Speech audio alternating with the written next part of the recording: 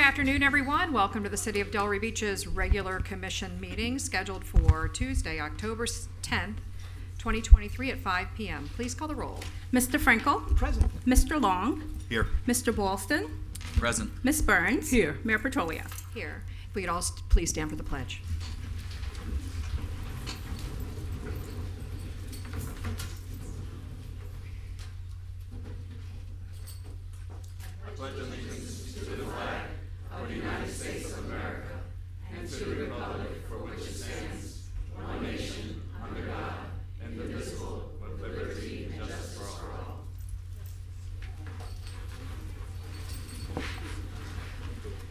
Okay, we're at agenda approval. Any additions, deletions, substitutions, changes? I have one request, and that is to remove 6F and just put it for discussion on that's the Seaboard Railroad. So we can make that 7AA just for a quick discussion. Anything else? Mayor, Yes? I believe 7A was going to be postponed. That's the overhead doors on, I think it's Milford. I don't have confirmation of that, so we'll leave it on the agenda, but just to give you a preview, that item might be deferred. Okay, very good. Anything else? Seeing none, entertain a motion. Motion to approve the agenda as amended. Second. Call the roll, please. Mr. Long? Yes. Mr. Ballston? Yes. Ms. Burns? Yes. Mayor Petrolia? Yes. Mr. Frankel? Yes. All right, we have two presentations, I believe. No, we have several presentations. We'll start with the first presentation, the Deputy City Clerk's recognition. Yes, ma'am.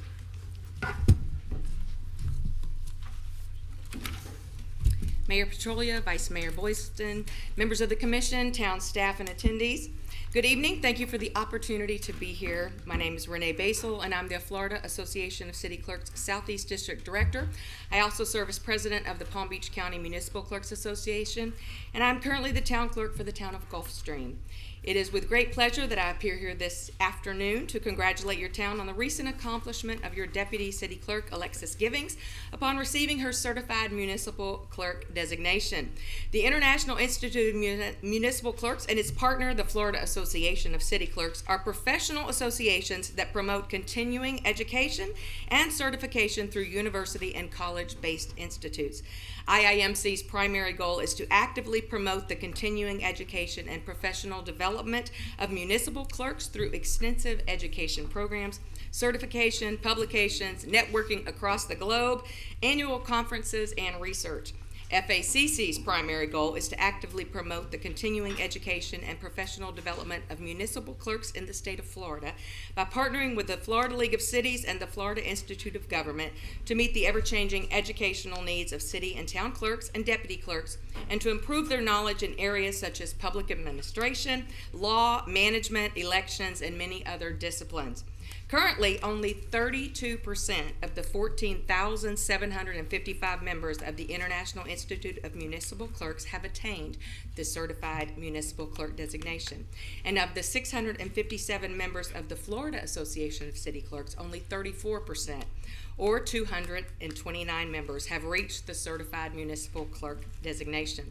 To achieve this designation, Alexis has gone through and completed the International Institute of Municipal Clerks approved program conducted by the John Scott Daly Florida Institute of Government, which is part of the Florida State University in Tallahassee. This is your time to say go Noles. Yeah.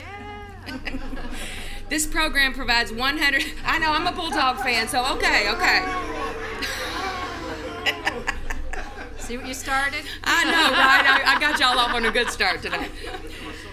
This program provides 120 student instructor contact hours of in-depth courses in managerial and leadership skills, social and interpersonal concerns, and technical training needed to deal with changes taking place in government today. The program aids municipal clerks in improving job performance and recognizes the professionalism of the municipal clerk's office.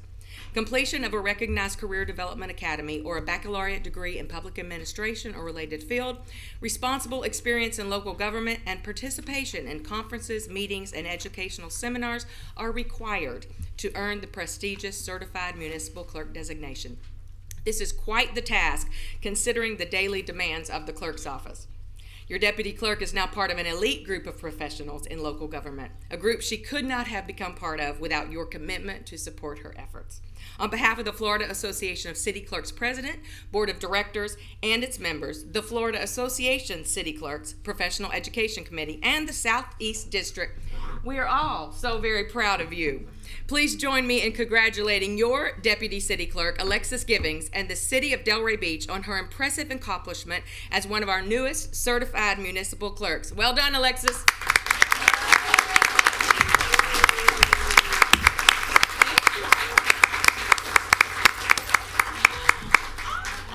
Oh, nice. We have a treat for you. Because we are so proud of you. Thank you so much. I appreciate it. Oh, look at the weight gain here. And we're gonna go as a blind. Crumble cookies are real good. Those are good. Do you want us to stand or sit? Stand, sure. Congratulations. Come on, Congratulations. bring it on in too, Congratulations, so we can get Alexis. everybody in. Share the cookies. Come on, All right. Come on. there we go.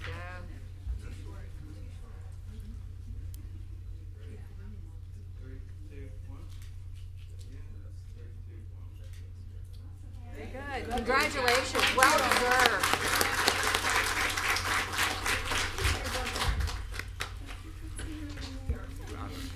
Fantastic. And that's just the beginning. We have a resolution number 195-23. Ms. Lachey King will come up and, oh, I'm sorry. It's going to be Ms. Dwayne DeAndrea. So this is right, Mayor, we get to do the fun stuff right Yes, now, we right? do. So I know you have a resolution. I If you do. want to read it into the record, that'd be wonderful. I will do it right now.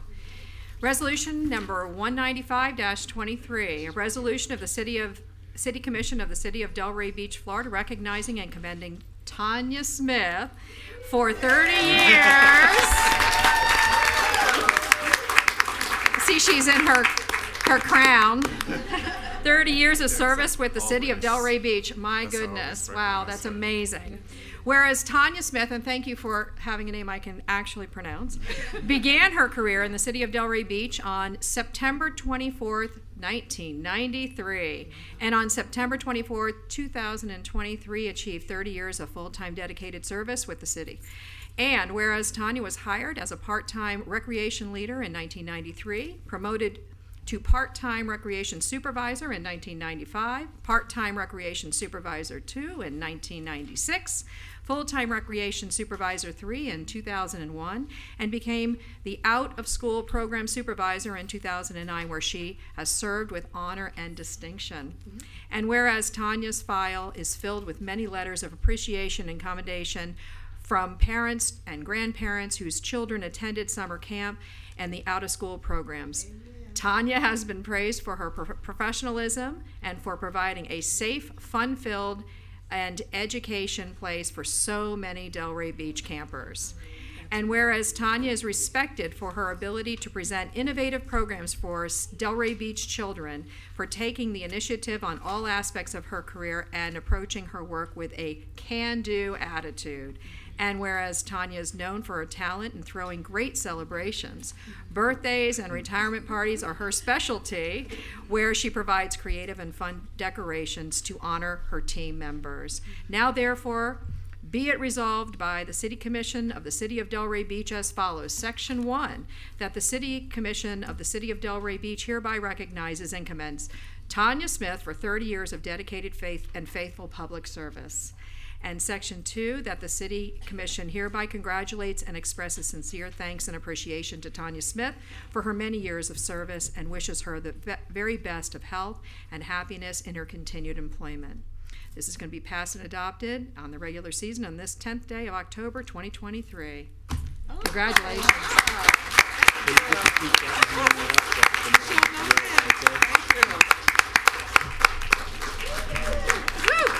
So I also wanted to let her know, Mayor, that we have this 30-year plaque for her, and I'm going to read it. It said, presented to Tanya Smith as a token of our esteem and gratitude for your 30 years of outstanding contributions and distinguished service to the City of Delray Beach. and then it has her date, September 24th, 1993, September 24th, 2023. Yep, very good. Can they come up to get pictures in front of you all? Sure, absolutely. Yeah. Picture. Prentice, you want to say a few words first? Sure, why Yeah. not? Good afternoon, everyone. Good afternoon. Mayor, Vice Mayor, Commissioners, and then Mr. Moore. I just want to speak a little bit on Ms. Smith. 30 years in the city of Dairy Beach, or any city, therefore, is a great accomplishment. And I was 11 years old when Ms. And I'm not saying that to put an age thing on it. I'm just saying that to say her generational impact that she's had on this community, from the kids that she mentors within the program with great programming and mentorship. A lot of the kids that came through the program have come back around and worked for Ms. Tanya.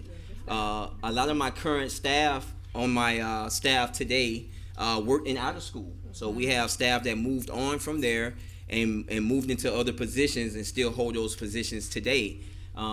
She also she knows the child care and what we need and the policies, procedures like the back of her hand.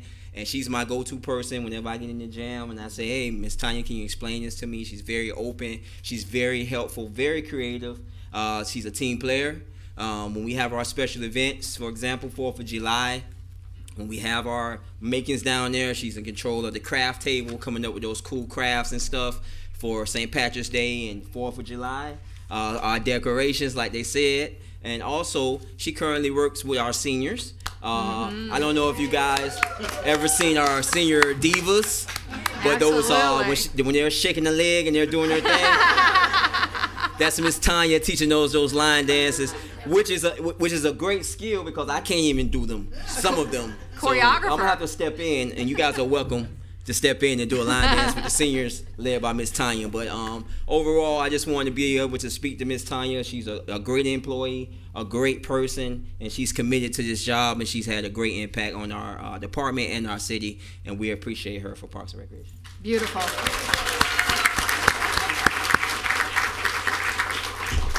Good evening, Mayor, Commissioners. Sam Meatop, Parks and Recreation Runner. I just wanted to share one anecdote that I think sums up Tanya's importance to our department. And that is that first summer post-COVID, when the world was shutting down and we weren't sure how to move forward, Tanya and her team came up with a plan to reopen summer camps when many cities weren't and when many programs weren't.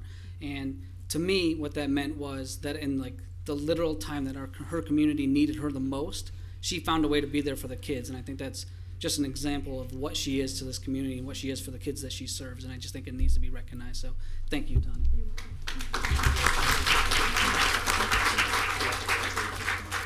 You didn't want to say anything, Tanya? Probably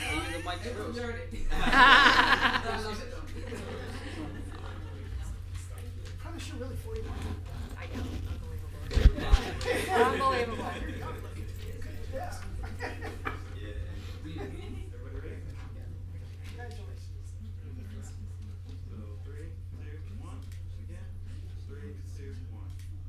All right, very good. Congratulations, Tanya. Well deserved.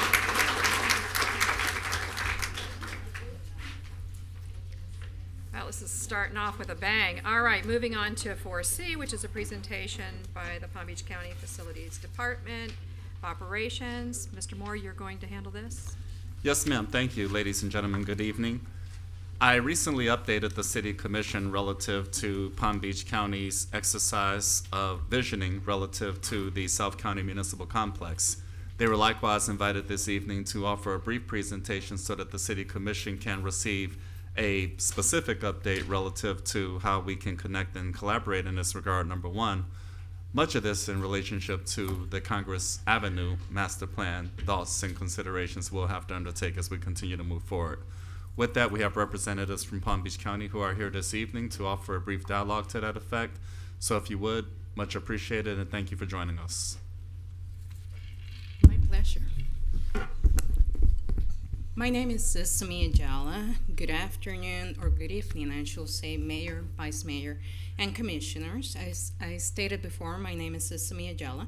I'm the Director for Facilities Development and Operations with Palm Beach County. With me here today is Eric McClellan, sitting at the back. He is our Director of Strategic Planning Division.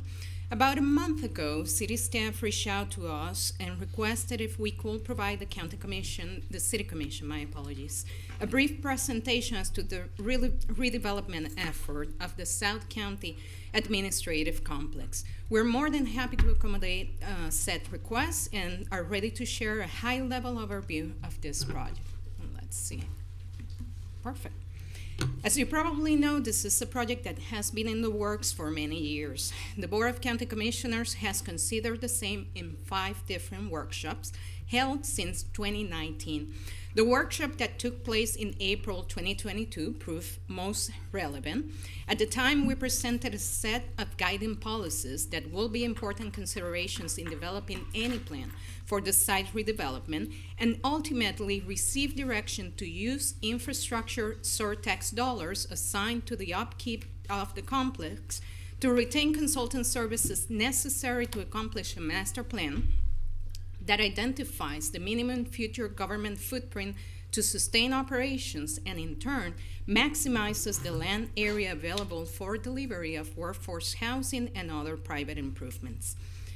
This slide presents those policies consisting primarily of government interest in green at the top, primarily private interest in blue at the bottom, and then overlapping or mutual interests in the middle.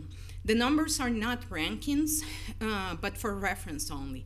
Likewise, these policies are not always exclusive, but are in fact a continuum and likely differ only in the magnitude of interest to any given party. Naturally, we identify the government interest as highest priority given the government ownership and control in this transaction, the limited supply of property in this service area, the prime property location for public service delivery, and expectation for government service predictability at all times. The government interests in green include continuity of operations for uninterrupted service delivery to the public, retention of the communication tower on the site, and no impact on public operations or services that will affect scheduling, costs, safety, comfort, or other material business conditions. The private interests in blue are taken from stakeholder input. They include uses and design supportive of transit-oriented development, interconnectivity between and amongst all uses to facilitate ease of access, surplus property to accommodate new business, and curb appeal along Congress Avenue. Converging in the middle is the delivery of workforce housing to satisfy local demand, as well as an opportunity for private sector development. With the direction provided by the Board of County Commissioners, in August of last year, we received the Technical Communication Tower Analytical Report addressing potential scenarios for the needed replacement of the existing communication tower on the site. It was determined that the optimal approach will be to retain the tower on the site. Then, on December 6th of last year, our solicitation for professional, architectural, and engineering services toward the master plan concluded with the Board of County Commissioners awarding a contract to Siskovic LLC. From January through August of this year, Siskovic was actively engaged in completing the programming exercise for the complex. With the programming exercise completed, we returned to the board this past August to present the results of the programming exercise as well as 3 conceptual master plan options.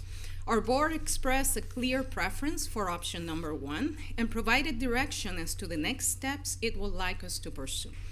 Before sharing with this commission those steps, allow us to provide you a brief overview of the programming effort and the conceptual master plan option preferred by our board. The programming analysis took into consideration all existing and potential stakeholders.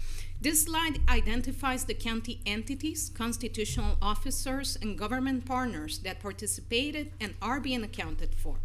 In addition to those with an existing presence at the complex, it was discovered that the property appraiser, county fleet management, and county radio operations have emerging and future needs to be included for full accounting. The tax collector, as you can see, is streaking through, because that office has notified us that they're planning for its own off-site facility. This slide details the results of those surveys and the programming effort, which included interviews and standing space planning practices. Note that the estimated need for approximately 223,000 square feet of building space by year 2050, which is a time horizon typical for master planning. This graph helps visualize the programming data by portraying the distribution of square footage by government entity. In sum, the Florida Department of Health is the largest existing and projected operation, demanding approximately 34% share of all square footage. The Board of County Commissioners departments account for approximately 30% of the remaining square footage. The Sheriff's Office is about 11%. The property appraiser represents another 5%, and the supervisor of election represents about 3%, with approximately 9% left for common and shared spaces such as lobby and conference rooms. This does not account for building circulation and system support spaces that will factor into the gross building square footage or the exterior space demands of Palm Tran, SFRTA, parking, and typical ancillary site improvements. With the benefit of the results from the programming effort, our consultant prepared 3 conceptual master plan options, which were shared with the Board of County Commissioners during the August workshop meeting that I referred to before. Out of the 3, our board shows or expressed a clear preference for option number 1 as the preferred approach for redevelopment of the complex. Let us review that option in detail. This option provides for the county to retain approximately 14 acres for governmental uses and dispose, be it through fee simple conveyance or ground lease, approximately 10 acres for private redevelopment. Under option number 1, all government uses remain on site. On this slide and the ones that follow, north is to the left of the screen. Therefore, as you can see, public uses are located on the south and southeast portions of the complex. The north and northeast portions of the complex, which front Congress Avenue, are allocated for private development. The Department of Health and general government uses, those uses that relate to county departments, are intentionally located in separate office towers, a 2-story facility for the Department of Health, and a 4-story facility for general government. Shop operations for parks and recreations, as well as the Facilities Development and Operations Department, are located in a 1-story facility with connectivity to an adjacent parking structure, exterior circulation, and exterior yard. The parking structure will provide approximately 1,600 parking spaces distributed in 5 levels. The Palm Beach County Sheriff's Office and the County Fleet Management Services are each provided accommodations for an 8-bay operation with internal connectivity to the parking structure. The fueling facility is situated with proximity and access to all shop and fleet operations. This slide shows the proposed circulation pattern. Note that 3 distinct points of access, allowing for separate and independent paths of access to specific services and to navigate the site, therefore minimizing interruptions. The massing diagram included on this slide helps to better visualize all uses, with public uses to the right and private uses to the left of the screen. Palm transit operations in the center linking the 2. Importantly, the complete redevelopment approach to the complex, form of development to minimize the government footprint, and present market conditions do come with cost implications, as you can imagine. The estimated hard construction cost for option number 1 is approximately $164 million, inclusive of all on-site redevelopment costs, escalation, and contingency space for any unknown future need, as well as those associated with the Department of Health and SFRTA facilities. Bear in mind as well that soft costs must also be accounted for delivering new capital improvements. This includes design, permitting, staff costs, owner contingency, and furnishings, for example. This slide presents estimates for those additional costs, assuming a maximum hard construction cost of $164 million. Therefore, all soft and hard costs included or considered, the higher end of the project implementation cost is approximately $200 million. At the conclusion of the August workshop, we were tasked with developing a funding plan to be considered by the Board of County Commissioners. We are actively engaged in said assignment and will return to the Board of County Commissioners for further direction once the same is ready. This concludes county staff's presentation. We will gladly take any questions as you deem appropriate. Thank you so much, Ms. Dahlia, is it? Ajala. Ajala, okay. Any comments? Go right ahead. You know, the only question I was going to have is we just engaged last year. We engaged a consultant for Congress Avenue from one end of our city to the other. This was an important part of their presentation, and they will be wrapping up their plan soon. Are you taking that into consideration while planning for this TOD? We have been in constant communication with your staff. We were invited to participate in those meetings with the consultant as well. Our architect and engineering firm is aware as well, so we're trying to make sure that we remain respectful of the vision that the city has at the same time as we develop the county-owned property. Sure. I think the biggest opportunity that I see on this property is that Tri-Rail station is one of the most underutilized, if not the most underutilized in the entire network. So turning that into a real TOD and not just burying the Tri-Rail even behind even more buildings, and really connecting it to the residential that you're recommending here on the 10 acres, I think is going to be an important component. The current massing layout just sticks it behind a bunch of government buildings, and I think it's going to be really, really important that it is a true transit-oriented development and that we have that connectivity, especially as traffic is not getting any better in South Florida. 100% in agreement with you. I should share that part of our effort included meetings with SFRTA and with the Treasure Coast Planning Group as well. So we're 100% in agreement with that alignment and the importance of having a development, if so our board chooses, that aligns with TOD. Okay. And on that note, there was a plan way before my time, maybe when Commissioner Frankel or Mayor Petrolia was here, to do a pedestrian bridge connecting the Tri-Rail station to our southwest community. Has there been any discussion about that? Not at this time. Okay. Anything, Ms. Prince? No. Anything else? No. Curious, just one question, because I noticed that you have it said that it was excluding the Palm Tran on your link with the tax collector, and there was another group. Stakeholders? Yeah, well, I mean, I thought it said excluding. There was No, I'm Palm gonna- Tran is included. What Okay. is excluded was the consideration for offices because they are Okay. exterior based, you know. So it was just completely. basically the offices It's- that you were we excluding? were just talking about square And footage. leave Yep. that on there. Where is on here the ability for somebody to drop off, pick up, park, wait for the Palm Tran, for the Tri-Rail to come in? Might be I s- better on this one, which are your routes and paths, right? Yeah. And you have the circulation I cannot see from here, so I'm going to apologize, but I'm going to refer. I see that there's B, which looks like bays for the Palm Tran to maybe park, but I was just trying to figure out, I see the route, but I So don't. you have on B, which is dark blue, the Mm-hmm. bus route, and then you have as well the drop-off.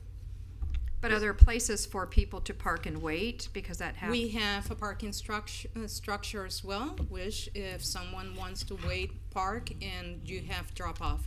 At this point, it's important to keep in mind that we are just at the Yep. master plan level. Understood. Full design has not taken Right. place. But that will certainly be accounted for Okay. in detail Yep, once very we good. move to that phase. Very good. And then without the tax collector being on the grounds, Mm-hmm. if that moves off, that's going to really decrease a lot of the traffic, I would imagine, no?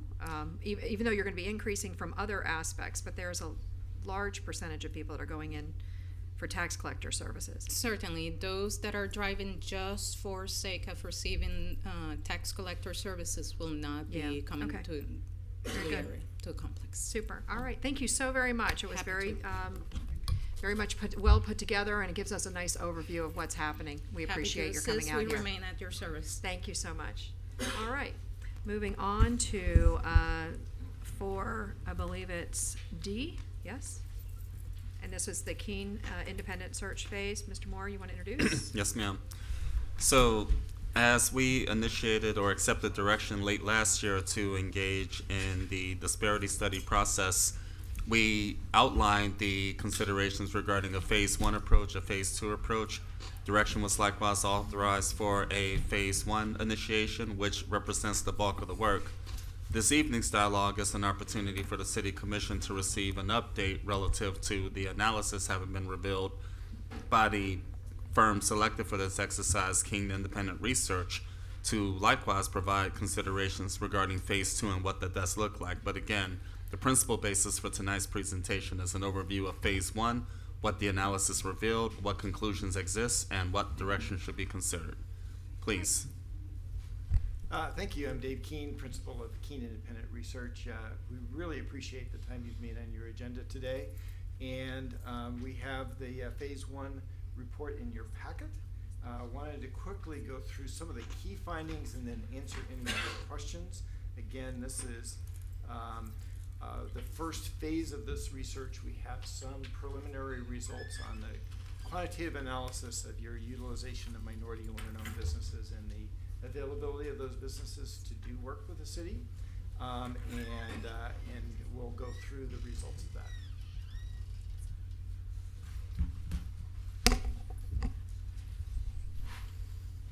You've got this nailed down. Somebody must have tried to take it. All right. Let me start with just us. We're a 26-person firm with locations around the country. I have worked on similar studies for about 200 entities around the country. We're working with Broward County Public Schools right now down the road, and I've worked with cities such as Atlanta, and later this week I'll be up in Columbia, South Carolina, meeting with their city commission. This is a very important topic and a very sensitive topic. This has a number of legal issues around it. We did have Holland & Knight, a law firm with major offices in Florida, an attorney out of Atlanta, Keith Weiner, assisted us on the legal framework. You have a copy of that in your packet. Mosaic Group is a local consultant that assisted in the community outreach that took place in phase 1. There will be, if you approve it, there will be more community outreach in phase 2, where we'll be talking to business owners, trade association representatives, and others. And then the availability survey that I will discuss was performed by Customer Research International, a national telephone survey research firm. They actually talked to thousands of businesses in South Florida about their qualifications and interest in working with the city.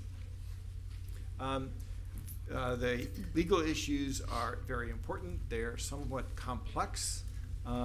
They came out of a 1989 U.S. Supreme Court decision that struck down the city of Richmond's minority business program. And shortly thereafter, I was performing disparity studies for cities such as yourself and learning from the court decisions of what would be a defensible minority and women business program if that was needed. The basics of this is you need to show that there is a compelling governmental interest, a need for a minority or women business program, any program that would give any type of basic preference based on the race of the business owner or the gender of the business owner. And any such program has to be narrowly tailored. And I can answer some simple questions about the legal framework for this, and then we have attorneys that can answer any detailed questions. We analyze, because this has never been done before, it's not something that your procurement system is really set up to do. We analyze fresh data from your contracts awarded from basically 2018 through 2021. And including the subcontracts on those, because that's an important part of your construction program, is the opportunities to participate as a subcontractor in that work. We examined 276 contract elements in total, and we determined, based on thorough research, which firms, if any, were of each race or ethnic group, and which were owned by white women. And we'll show you those results. And this includes, as you know, there's many different certifications you can get as a minority or woman-owned firm in Florida. We looked at certified firms and non-certified firms when we were looking at the participation of diverse businesses in city contracts. We found that most of the contracts were awarded in terms of dollars to firms located in South Florida. And that is important because we wanted to do the research to develop a benchmark for if there were a level playing field, if all firms in your market area had the opportunity to do work with the city, well, what would you expect your utilization to be? That's what we call availability analysis. And when we're contacting firms about their qualifications and interest in doing business with the city, we contacted them if they were located within the 3-county area. So here's some of the results. And we took into account, we talked to thousands of businesses. The final availability database, I believe, was over 1,000 companies that were qualified and interested in doing work with the city. Many or most had not done work with the city in the past. Maybe they had not been successful, or they had chosen, seen an opportunity and chosen not to bid on it. But it includes some that had been successful. So we had a database of minority and women-owned firms and majority-owned firms, which means white male-owned firms or very large publicly traded firms.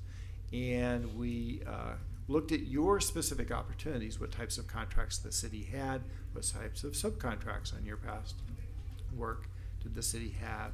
And we actually matched up, okay, what firms express qualifications and interest in your work, and what opportunities do you have? And when we took into account what firms did, how big a project they had bid on in the past, not just with the city, but with any entity, whether they were interested in being a prime or a sub or both, and when they were in business, because they might be brand new and really not available for all work in our study period.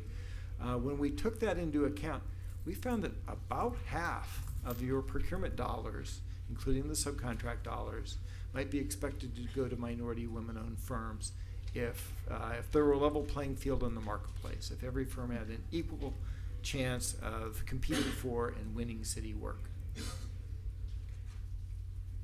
When we looked at what firms were getting work, it was far less. And we compared the utilization and availability of minority and women-owned firms in total. So you see the utilization there was quite a bit less than the benchmark.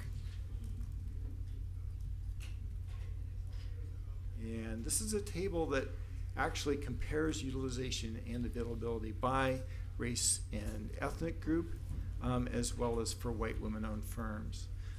We see the utilization in total about 12.9%, but we broke it down by group.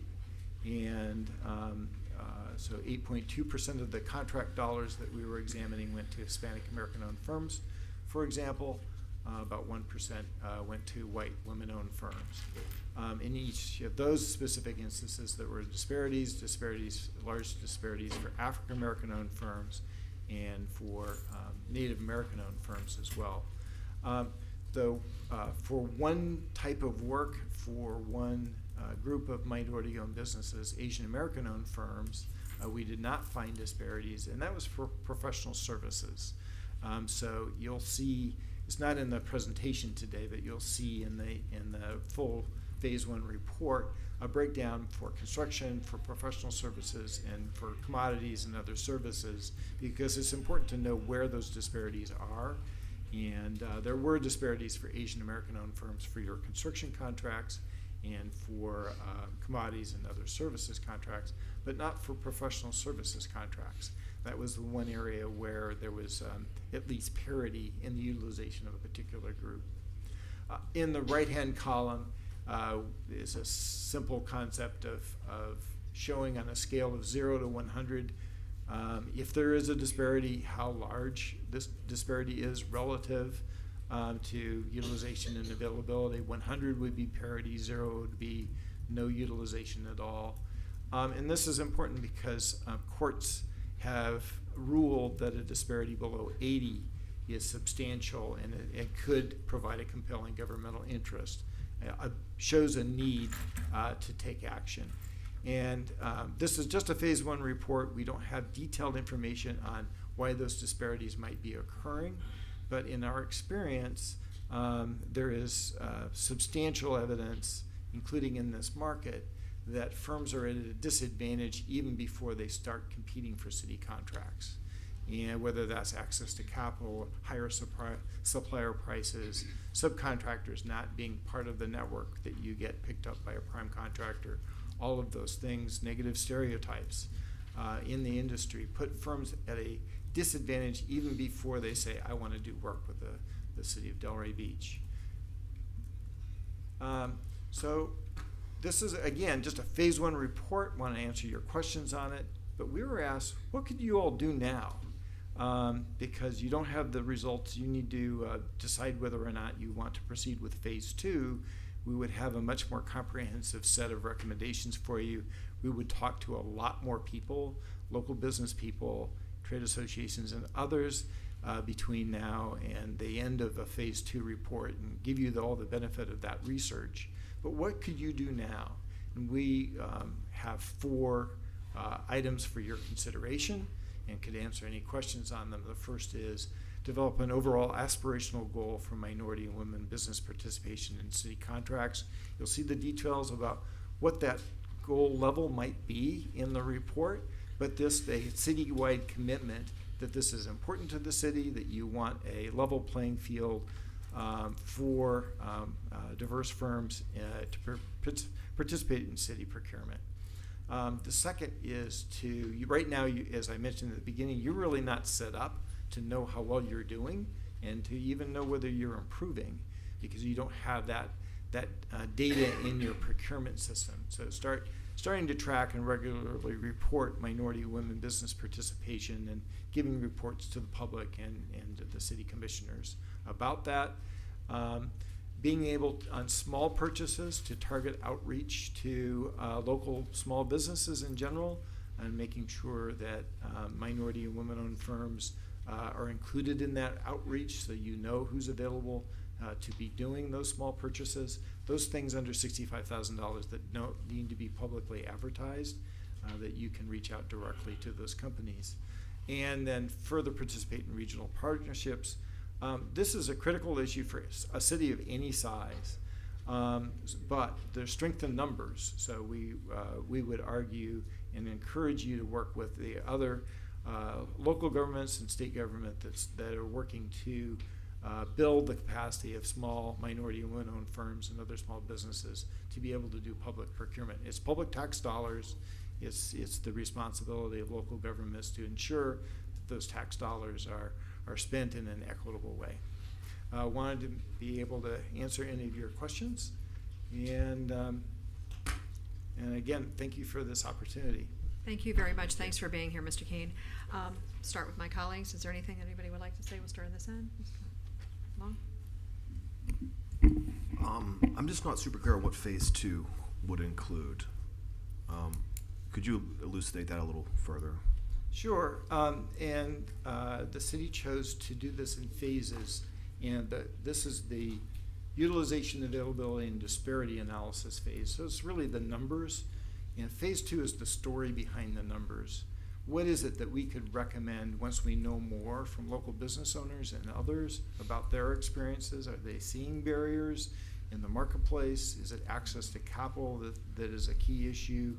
And it really, the courts require that type of in-depth information to be able to have any minority or women business program, where you might be having more more formal efforts to encourage minority and women business participation. These recommendations here are some things that you can do without that additional detail, but we can't make any recommendations, and you'd have to talk to your attorneys, but you might not have the legal basis to put anything stronger in place without that additional information. So it rounds out it proceeds with qualitative research, interviews, in-depth interviews, town halls, really getting the community involved, and then going into more depth of what the possible solutions might be after you look at all the evidence. So phase 2 would give us more data. You could give us more in-depth recommendations, and we would be better positioned to actually implement those recommendations. That is correct. Okay, thank you. Commissioner Franklin? Thank you. Commissioner Burns? Just want to be clear. So in order to make any policy changes in terms of this, we would have to get the data from phase 2. We couldn't recommend policy changes without additional data. That is correct, ma'am. Okay, thank you. Vice Mayor? You'll find that before we put many policies in place. Requires a lot of I work. understand all of the studies, but I understand we need it Yeah. for support, but I wanted to know if we needed to go to phase 2, because we know what the disparities are, but, so if we need that, I'm all for it. Yeah, especially, I'm sure our city attorney is shaking I'm her nodding head. very Nodding, strenuously, yes. yes. You need the backup. Take it easy. Right, yeah. you can feel it on the table. Yes, in order Yeah. to, you need the backup to support the Yeah. ordinance, otherwise we're gonna get challenged. Yeah, I think what struck me is that last sentence that you mentioned, which is we have to decide, is it our responsibility to spend taxpayer dollars in an equitable manner? And it is. It is our responsibility. And in order to make that happen, we need to go through these formal efforts as you described them. And so I'm very much in favor. Knew that when we started phase 1 and ready for phase 2. I have a few questions. Are you finished? Yes? I am. Okay. I'm surprised that it's taken us this long to get to this point, and there really isn't a lot of information that I think most of us weren't kind of aware of, that we do have disparity here. We've known about that for quite some time, so I'm surprised that we've decided to do this, and it was a year ago or more longer that we actually brought you on. The question that I have is that if I understood this right, I was reading two of your panels. One was that about 50% of majority businesses are getting the majority of our business, which is about 87% of what we're putting out there. Is that correct? Is that how it was? Two different, pages here, but I was able to kind of extrapolate. So 50% of the business that's owned by, if there's 50% of business out there that's owned by the majority, but they're getting 87% of our business. Is that accurate? That's accurate after we did all the adjustments to say, well, some firms bid on bigger contracts than other firms, which may in fact, reflect some disadvantages in the community. Some firms, there's not an equal mix of firms across the different disciplines of what you buy. So that 50% is an adjusted figure after accounting for that. As I recall, it's a little bit different if you just say, what's the head count of businesses? And this is a very strong market for minority and women-owned businesses. So, the percentages that you see here, if you're leaving a majority of the business community behind, that has economic repercussions all the way throughout the community, and this is a majority minority women business community, as well as if you look at South Florida as a whole, in terms of people and potential entrepreneurs. So you turn the data on its head, and it may be a more effective way to present it that way. So 50% of the businesses are getting 87% of the work. Of the majority businesses. The majority businesses. Right. So, and that also, the fact that 50% of availability of businesses constitutes everybody outside of the majority, and they're getting less than roughly 13% of the business that we're putting out there. That's my understanding on the same note, but opposite. Right. Okay. There was another sheet that you pulled up, which actually I didn't quite understand. It was the women-owned businesses. It was 2.7%, or actually it was 27% on one sheet that was available. But it looked like on the second sheet that you gave, or slide that you put out there, it was only like 1 or 2%. 1%, 2% available, 1% being used. So I didn't really quite understand the differences between those two slides. And I guess we're diving into something that's pretty deep here, and it'll probably work its way out. But I just was curious as to if those numbers were correct. Yeah, and let me give you something that we didn't put in the slide deck that I think is important. Is, before you do all the accounting for companies and what they do, but just basically if you counted everybody that's interested in doing business with you, what's the demographics of that group? White women-owned firms are 6.5% of that group. Majority white male-owned firms and publicly traded firms are 40% of that group. So when you said, okay, it's 50% of the businesses getting 87% of the work, well, it's really 40% of the businesses. This is before we do all the accounting and adjusting. The adjusting. Yeah. Got it. Okay, and obviously I'm supportive of going forward because I know that there obviously is a disparity here, and we should be doing things to be able to even the playing field out. Now here's my question, because I always look for the loophole. What's to prevent a company to put somebody in there, their wife, in the lead position, so that now they can call themselves a women-owned business and basically really be a majority-owned business? Curious. Because they'd be committing fraud. Okay. They'd be committing fraud. All right, well, just was curious because I kind of would think that would be, something. It's happened. I'm sure it does. What I'm trying to say is if we go through this whole thing and we get to the other side and we're trying to level the playing field, I'm looking for the ways that others are trying to unlevel it back, because that's going to be what happens generally. People don't like losing business if they're used to getting it, if you know what I'm saying. Yes. Okay. So, all right, very good. I didn't know if there was anything else. Yes, sir? So given the level of interest and support being expressed at the City Commission level, my interest was to seek your consensus to proceed with a negotiated Phase 2 contract, of which we're prepared to execute from a budgetary standpoint. So I would like to have you all's direction formally, and we'll work with the King Independent Research accordingly, and we'll come back with those recommendations. Fantastic. How long until the next phase is done? It'll be next year, hopefully early next year. Okay. As in next calendar year, 2024, the Yes, first few next months of calendar year. 2024, to be clear. Very good. Yes, thank you for the correction. Thank you so much, Mr. Kane. It was great.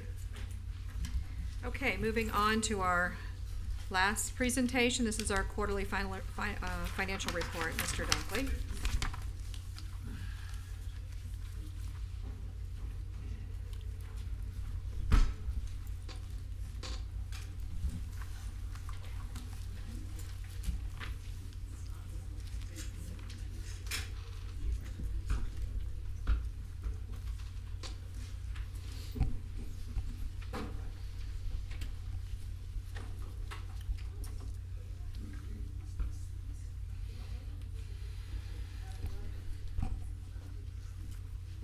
Yes, good evening, Mayor, Petrolia, Vice Mayor, members of the City Commission. I've submitted to you already detailed revenue and expenditure amounts in your agenda packet. So as such, I will not be belaboring you with too much minutia. What I'll be doing this evening is primarily giving you an overview, kind of a 10,000-foot view of where we stand in this as of August 31st from a financial standpoint. So the city's total budget is approximately $399 million. And if you were to look at the graph, the bulk of which is concentrated in the green bar and the blue bar, those two coupled together make up what we see as the primary operations of the city. Police, fire protection, parks and recreation, public works, and so forth. That comprises what we call the general fund, which is roughly a little bit over 40-something% of the budget, 43% to be exact. The other operation in the blue bar are what we called enterprise fund. Those are business-oriented operations, such as water and sewer, stormwater, and so forth. So in a nutshell, this evening we'll be focusing mostly on those fund types to kind of give you a feel of where the city is. The other funds, so as not to disparage them, the funds there are constrained to grantor agencies or some legislative or oversight constraint that the city is restricted in spending those funds. So I will not kind of belabor you too much with those. So overall, the general fund, which is the city's chief fund, if we were to look at all of the revenues as of August 31st, which represents 92% of our budget year, we have collected 96% of the revenues. So all in all, we are in good company there. So the revenue have exceeded our projections, primarily though, because municipalities collect the bulk of their property taxes up front.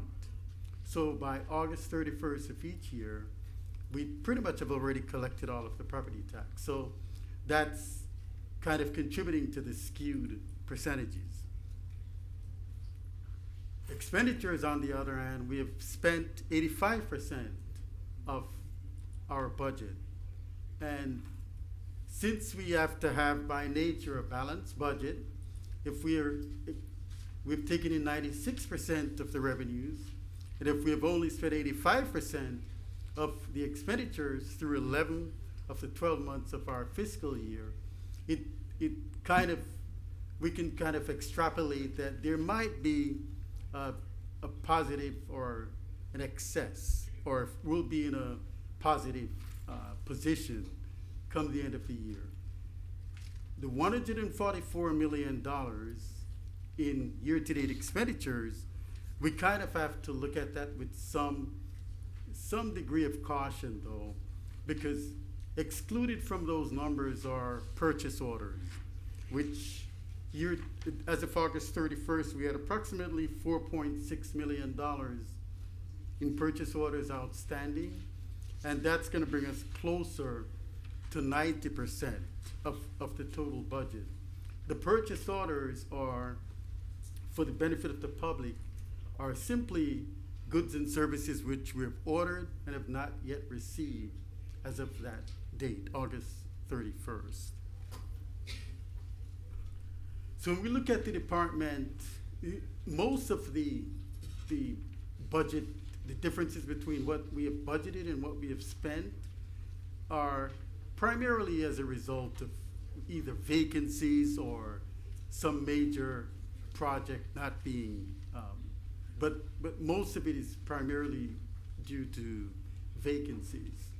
So if you look at the bottom line, it's 85% of the budget that we have spent, and we're kind of in a fairly decent position budgetarily. If you look at the other funds, these are the enterprise funds which I mentioned earlier, with the exception of one, which is the building fund. The primary aim for these funds is that we're trying to generate sufficient revenues to cover the costs. And as depicted here, we're doing fairly well in the major enterprise funds. With respect to the building fund, that's driven largely by development, and as most of us here can attest to, it's been significant development within the city.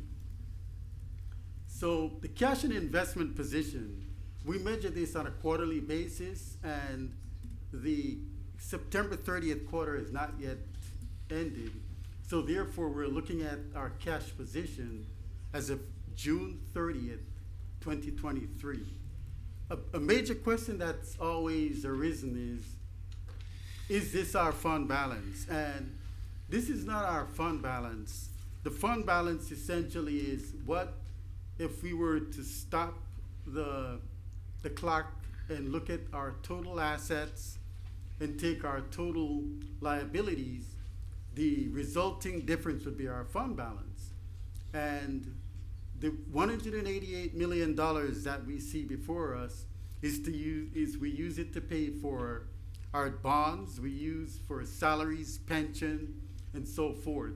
As a matter of fact, if we look at our monthly requirements, payroll is about $8.3 million per month. So if you just focus on the bank deposit section, you could see readily where we'll easily expend the $8.3 million in 1 month. So we have to maintain a set level of liquidity or cash on hand to be able to pay our ongoing current debts. These next few slides, they pretty much represent what we call compliance. These are our compliance slides. Our investment policy forbids us for investing too much in certain particular sectors. The U.S. Treasury sector, that's pretty much the safest type of investment that you can invest in. The white bar depicts how much we can invest. And so going from the top down, U.S. Treasuries are typically, by nature of their safety and liquidity, we can invest 100% there. If you look at corporates, we can only invest 40% due to the nature of its risk. So overall, all of our sector allocation is within limits. When we look at the maximum maturity analytics, that is, how long out on the maturity spectrum can we go? We try not to invest more than 5 years. Why? Because the reason for that is we don't want to go too far out on the maturity spectrum, because most governments, we operate in a manner such that liquidity is important to us. And so we try to not invest in too much of a long-term perspective. As you all have perhaps been listening to the news, interest rates have been going up.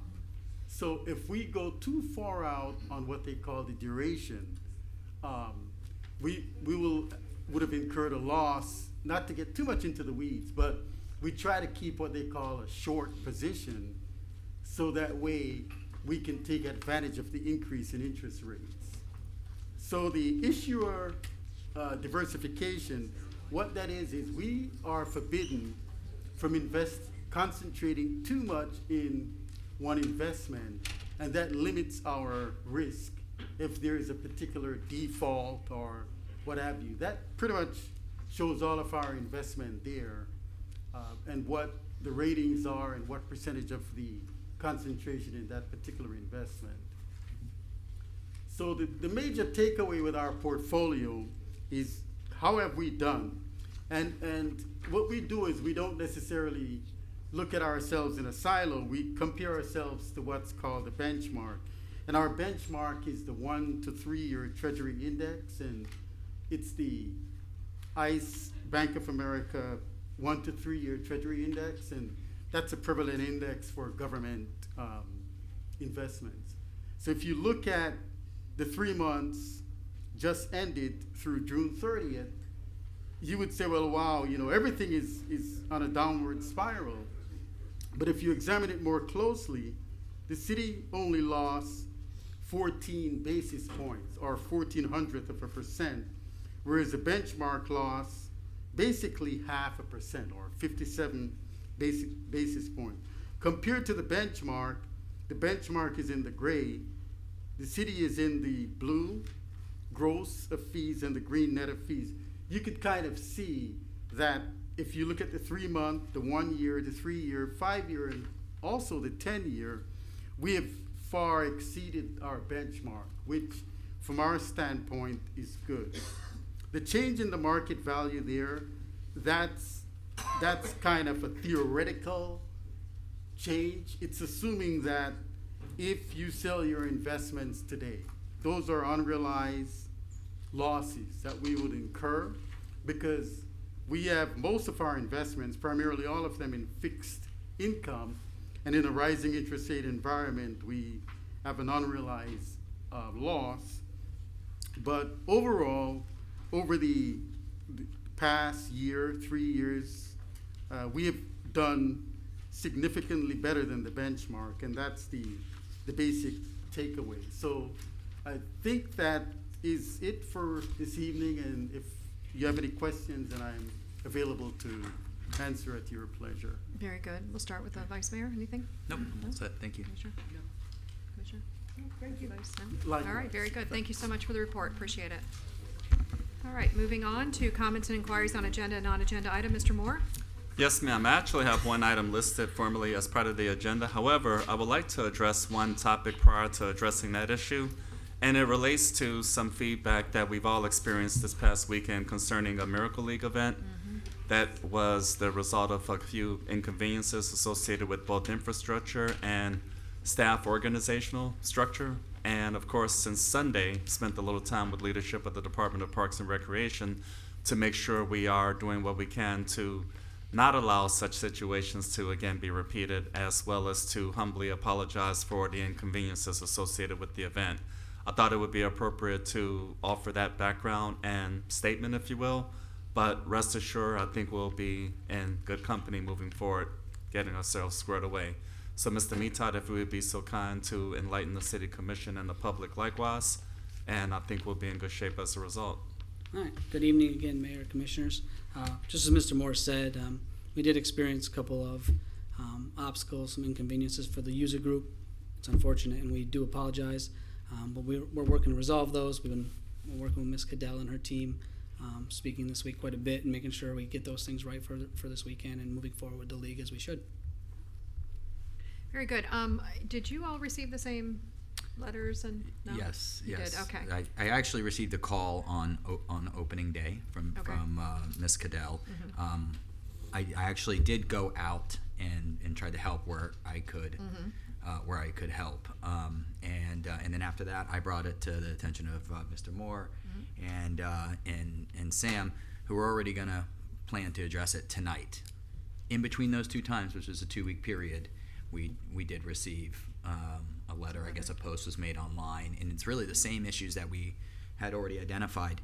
I was going to bring this up later. As a matter of fact, I asked Mr. Moore, I asked if you were going to bring up the league topic during your city comments. Right. I was actually talking about the American Legion. I was saying American Legion building. I don't know if you're going to touch on that, but in regards to the league, we do have an agreement. The agreement is from like 2006, and it mainly talks about just general partnership for the land, and then a lot about naming rights, which is strange to me. It doesn't say here are the city's responsibility before season starts. Here, as far as making, it's our field. I mean, as far as maintenance goes, right? It has general terms in regards to maintenance. As a matter of fact, it says if there's any maintenance issues, the city has 1 year to take care of those issues. It seems like a long time to take care of an issue like that. The whole season. So I think, and I think, Sam, you said that we're going through all the partnerships of really all the leagues that we have in our city. I just think some language in there that really treats them more as a partner than like a leasee. This is a really big deal. So just having something in our language that says, hey, prior to opening day, we'll make sure the facilities are ready, such as the AC's working, the lights are working, the refrigerators are working. I think that's a standard we should be held to. And then, before every weekend, before every game day, it is our fields. Like, it is our responsibility to maintain those fields, that we'll make sure that they're game day ready. It's no different than what we do with any of our other fields. We just don't have that in writing as far as our partnership and expectations, and I think it's really important that we have that. Because you should read this agreement. It's like it does. It's Well, I'm sure that it probably needs an update. An update, absolutely, but that doesn't really explain how this happened, because to me, it's our facility, so why isn't the air conditioning working? Unless that was part of the contract that they have to deal with. And if it's not, it is our responsibility to make sure that the place is in good order and that the grounds are in good order. It sounds like there's a there's a disparity between the two fields over there. One's very well taken care of, one not so much anymore. So I don't understand that there would be any difference, and I would think that that would be something that would be high on our priority list to make sure that we don't have that happening. And it will be, absolutely, and that's exactly right. Spend time dealing with this after the matter was brought to my attention, because I do recall the conversation from a couple weeks ago, Mr. Boylston, and of course spending time with leadership of the Department of Parks and Recreation. It is our responsibility to do our absolute utmost. So we are proceeding with a number of process improvements in terms of day-to-day operations and organizational structures such that we will be in much better shape. And again, we will work with all of our partner organizations to get to the absolute best place possible, notwithstanding the merits for updating respective agreements as timely opportunities to do so arise. Nevertheless, we will be executing leadership and guidance accordingly, and I think that's a fair expectation that you all should be able to value and appreciate, as does the community. So, beginning with the Miracle League organization, we will likewise follow up with all others to ensure a sound environment. Very good. Thank you so Thank much. you. Thanks for the update.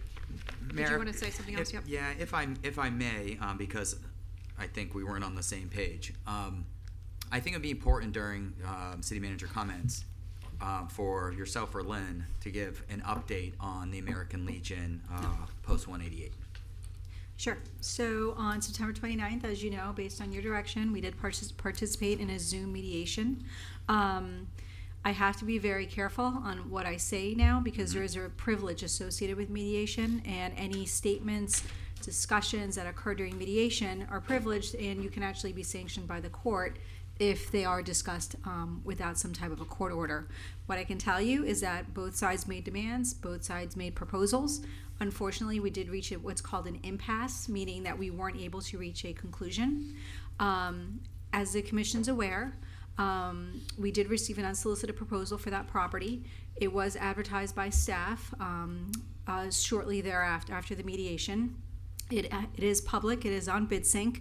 The city is basically seeking a long-term lease. And so, despite the litigation, anybody can make a proposal on this property.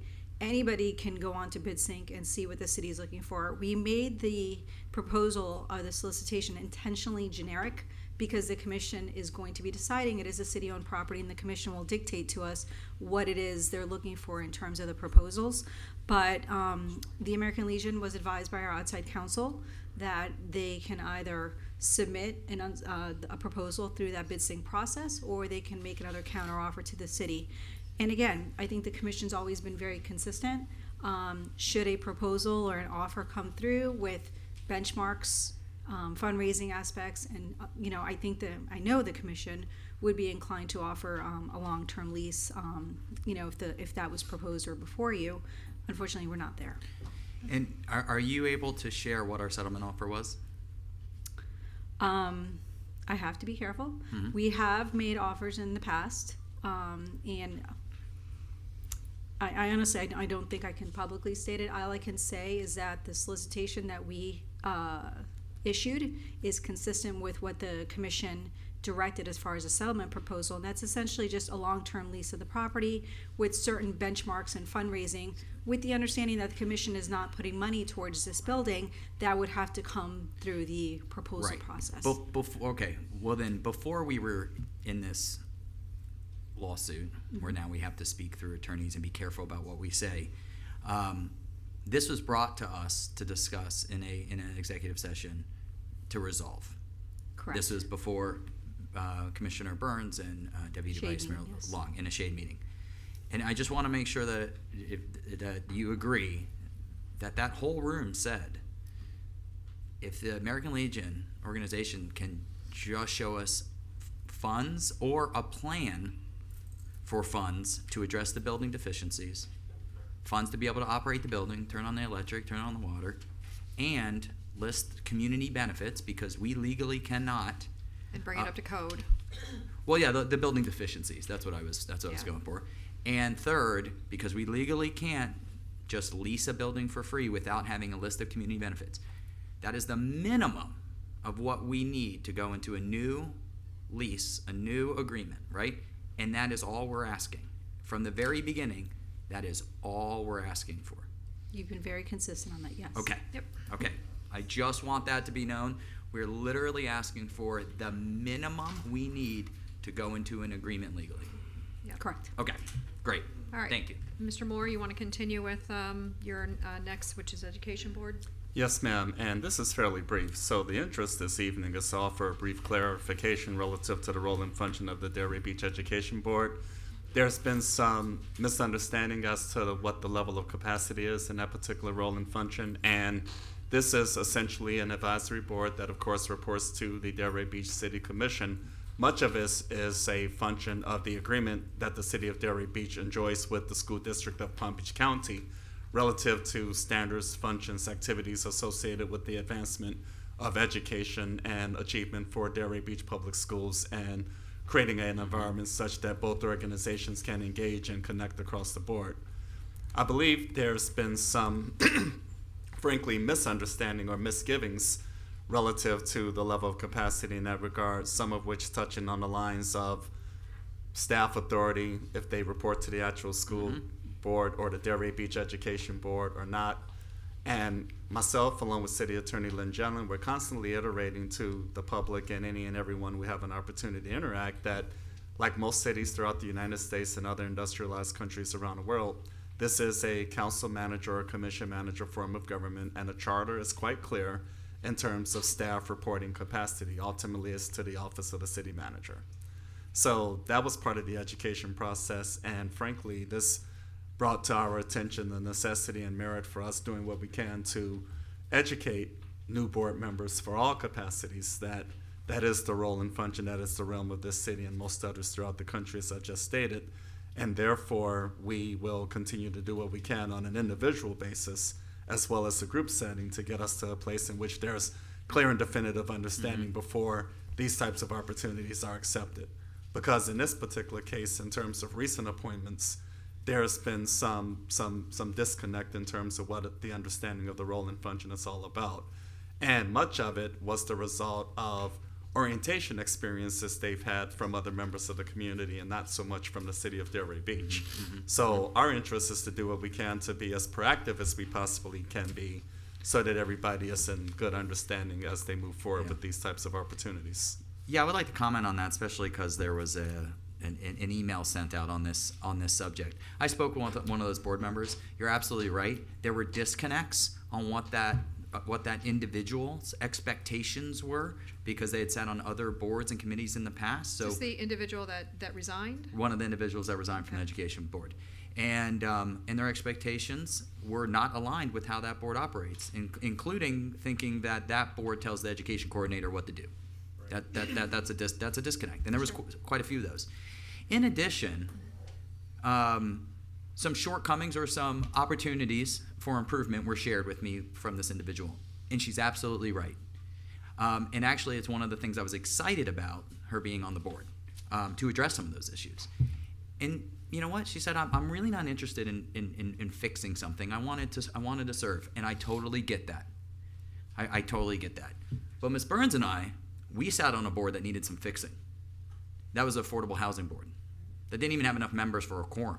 We rolled up our sleeves, and that board met 13 times in 12 months, and in that time become the standard across the state for affordable housing committees, going through every single page. So I get it. If you're joining one of our boards and you didn't sign up to fix one of our boards that has some opportunities, I get it. There are boards that don't need as much fixing, but our education board does. It has a little bit of opportunities, and it's fighting an uphill battle because you're making a lot of recommendations to us, and then we're making those recommendations and advocating up to the school district because we don't really have a say in our schools directly. So I'm not really that concerned. I spoke with the board members that resigned, and I don't think it was any fault of the city. Yes, sir. Thank you. Anything else on that? Yes? You know, and speaking with Mr. Moore and looking at the board duties, I do think that there's an opportunity to maybe revise those roles, the duties and responsibilities. So, you know, we're taking a look at all our boards, you know, we're looking at the police advisory board. I think this is another one that, you know, with Ms. Bowens, we're gonna take a closer look at it and just make sure that the work that the board members are doing is meaningful. Yeah. You know, people are volunteering their time, they're spending a lot of time with staff, and they want to make the city a better place. And so, in looking at some of the duties and responsibilities, I think they're kind of vague, I think they're kind of lofty. I don't think they get to the nitty gritty. So we're probably, if the commission is in favor, gonna start working on revising those duties and obviously speaking to you individually to get some of your feedback, as especially Ms. Burns, some of you have sat on that board and know what really needs to be done and what's meaningful to the board members. Absolutely. And then the second thing I was going to say is, and I thank you for those who responded, we are going to be doing a training video for all board members. Instead of doing it live, we're going to videotape it so that as soon as somebody gets appointed, we can send them that video. And so immediately they'll know what the expectations are, the duties are, the responsibilities, and it's going to be a consistent message for all board members. So you're each going to have roles in the video. So we're looking forward to that. We're going to be planning that. And the goal is to get that out in November. All board members are going to have to watch the video. Hopefully it's entertaining, but at least it'll be educational and, you know, meaningful to their service to the city. And then at least if we do that at the front end, people know what they're getting into, they know what the expectations are, and we don't have these issues that we had, you know, these unfortunate issues that we had with two very respected board members. Very good. Anything Okay. else? No? Great. Thank you for addressing that, Mr. Moore. Anything more?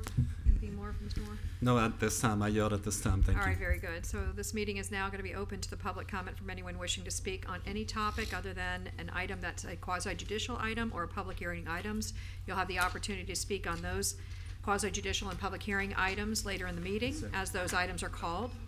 For public comment, please sign in, state your name and address, and you'll have 3 minutes. Yes, ma'am.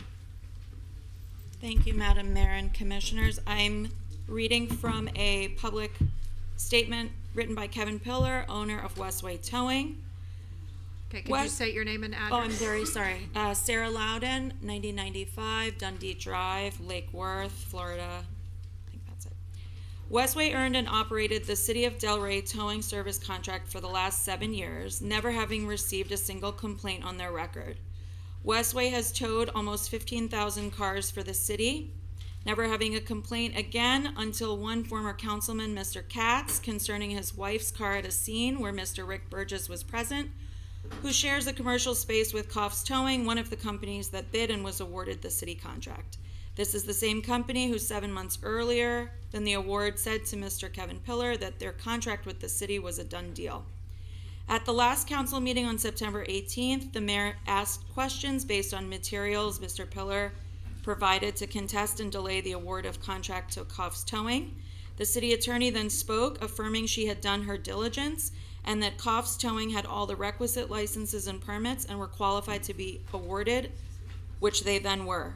This was misrepresentation, as they still had not met the requirements of the City of Delray Beach's written RFQ prerequisites, specifically on licensing and subcontracting. Pursuant to paragraph 3.10 of the RFQ, subcontracting is not permitted. Coffs bought Emerald Towing, but continued to maintain and continues to this day to maintain 2 different tax IDs, 2 different tax receipt and license numbers, and operates as a separate towing company with Consumer Affairs, effectively making Emerald a subcontractor of Coffs. This also opens the city and police department to potential liability around a break in the chain of custody for any vehicle involved in a crime scene or in a fatality. We continue to question the motives behind eliminating both Westway and another towing company, Priority, the leaders in the RFQ scoring process, in favor of Coffs, the only unqualified alternative. We are calling for a public unveiling of the city attorney's diligence qualifying Coffs at the last meeting and potentially exposing the City of Delray and the police department to possible liability, as well as undermining the RFQ process for businesses operating in the city. Mr. Pillar has some comments, and we'll have a handout for the commission. Thank you. Any handouts, just give to the clerk. Okay, this is the public record showing that Coffs Towing did not have a license Okay, at the first of all, facility. just state your name and address again. I'm Kevin sorry. Pillar, Thank you. I'm the vice president of Westway Towing. These documents, this is a legal Sir, your document. address as well. 164 Southeast 18th Avenue, Deerfield Beach. Thank you. These documents are showing that Cops Towing did not have a license at the time of the award. This is pulled public record from the county. Also additional in your RFQ, the documents to show that there are no subcontractors, yet they allowed subcontracting. I'll hand these out. I'd also like to speak about the August 15th council meeting. Westway Towing was called a corrupt organization by the city council. The council not letting us speak to defend ourselves because they received a complaint letter from former Councilman Katz. It was about his wife's car accident. In this letter, he forgot to mention to the city that when our customer service supervisor arrived on the scene of the accident, the first thing he noticed was a dealer's pro-choice collision truck being operated by Rick Burgess. Before approaching, our supervisor immediately contacted a Delray Beach Police traffic sergeant. After a few minutes, Mr. Burgess drove off. Our supervisor explained to Mrs. Katz that the vehicle would go back to our facility, or she could pay to have it towed home or to a repair shop, as per the non-consent towing ordinance. No one at the city investigated the complaint or contacted anybody in law enforcement because the complaint came from former Councilman Katz. Mrs. Katz's vehicle was towed to Dealers Pro-Choice Collision, Rick Burgess's Collision Center, the same Rick Burgess who met the city staff at Coff's Towing's inspection and was at the Coff's oral presentation, the same Rick Burgess who owns Laura Frank Collision that happens to have the same address as Coff's Towing's unlicensed facility in Boynton Beach. The following day after Mrs. Katz's accident, we conveniently received a complaint letter. Thank you. Thank you. Yes, sir. Yep. Oh, okay. Your turn. Well, you know me. Yeah, How I y'all know. doing? Come on up. Don't be shy. Can you pass this around for me, please? James McCray, Delray Beach, Florida. I'm glad to be here. And I just came by to make a statement to the city, to everybody in their prospective place, first of all. You're doing a fantastic job for helping within the neighborhood. There are things I guess we're still working on, and I can understand the pressure of not getting it done as quick as we would like for it to be done. James Chess Club, which I'm the founder of, want to also thank the city for all your help that you really have given me throughout the community. And the paperwork that I passed out here is just to say, is there anything more that I can do as James Chess to support the city of Delray Beach? That's all. If any question, I don't have much words. We just listened to you at this point, so thank Okay. you, Mr. McCray. Thank We you. appreciate it. And we're also doing a mayor's chess. We're joining the mayor's chess organization that is for the cities. So I'll make sure you get that information as soon as we have that as well. Thank you. Okay, thank you. Yes, sir. Hi. Hello. I wanted to get here in time to congratulate Alexis and Tanya, but apparently I'm a little late. Yeah. So. Name and address. Yep. My name is Jeff Halpern. I'm the president of the board of the Seagate Manor Condominium Complex, which is a 63-unit building built some 55 years ago on the Intercoastal at 400 Seasage Drive. We are building a seawall and have been granted a permit. The permit number is 12-43-46-16-39-000-000. We are here questioning the labeling of our project as a repair or an alteration at a permit cost of $42 per 1,000 of the project cost. It is, in our opinion, very strongly, we feel it is neither one of those, neither a repair nor an alteration. Our permit application specified, quote, seawall replacement and finger pier improvements, which should qualify for fee schedule 1 at a cost of $22 per 1,000 of project cost. Whether this is a new project or a miscellaneous one, both qualify for a permit fee of $22 as outlined in the fee schedule by city definitions. The seawall is, in fact, a new build, as it will be constructed 12 to 18 inches seaward of the existing seawall, giving us, when finished, double protection with the old and new seawalls. The use of the word improvements in the application referred strictly to replacing the wooden decking with a new composite for beautification and durability purposes.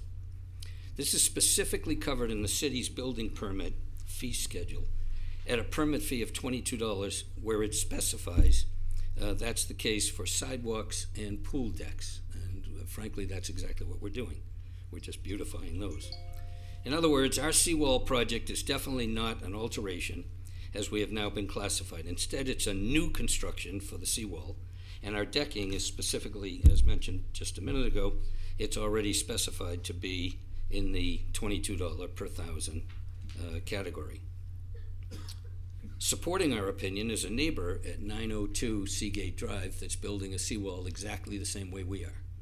And they have already gone through the permitting process, and I believe they're well into the project. And they were deemed a new structure at $22 per thousand of project. That's 1/2 of the charge that we're being given.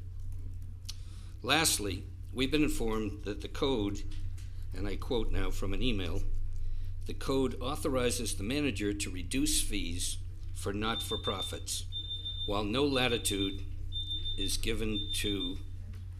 That's your time, yeah. Oh, that's Go ahead and my time. finish I'm up your sorry. sentence. We've been informed that the code authorizes the manager to reduce fees for not-for-profits, while no latitude is given to the staff. Our association is defined in both its declarations and bylaws as a not-for-profit. And by the way, my friends and neighbors sitting over here insist that I make sure we're also not for loss, that we are a not for loss. And that's one of the reasons we're here, obviously. We wanted to speak today to clarify the scope and purpose of our project. We're building a new seawall, it's 12 to 18 inches away from the existing one, which will give us double protection from harm. Thank you, Mr. Yep. We got it. Thank you. We can't let you go over because then we got to let everybody else go over. I just wanted you to finish your sentence. I think we have it. And Mr. Moore, will you have somebody maybe speak to? Of course we will, and I will achieve any and all clarification I can legally to ascertain what abilities we may have in this regard, but of course we will go about that due diligence, but I'm always happy to help and consistently responsive. Well, Yes, we sir. appreciate it very much. We also have our engineer here in the room as well, so. Thank you. We thank you very much. Thank you. Look forward. Thank you. Yes, who's next? Yes, sir?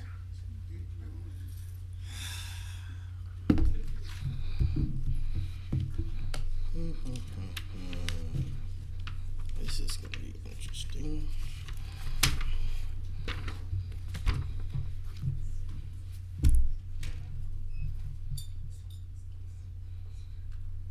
Yes, sir. I'm just waiting on the city manager. They seem to be engaged in some type of conversation. We're Kyle working, sir. Holder, 102 Southwest 9th Avenue, Delray Beach, Florida. I implore everyone in this community, attorneys, cities, and veterans, to expeditiously move towards resolution of any and all issues prohibiting the ongoing mission of the Veterans of Foreign Wars Post 188C. Furthermore, I humbly request that the city and the community take whatever steps are necessary to ensure that the post is fully operational by no later than the end of Q1 2024 so that all parties can move forward.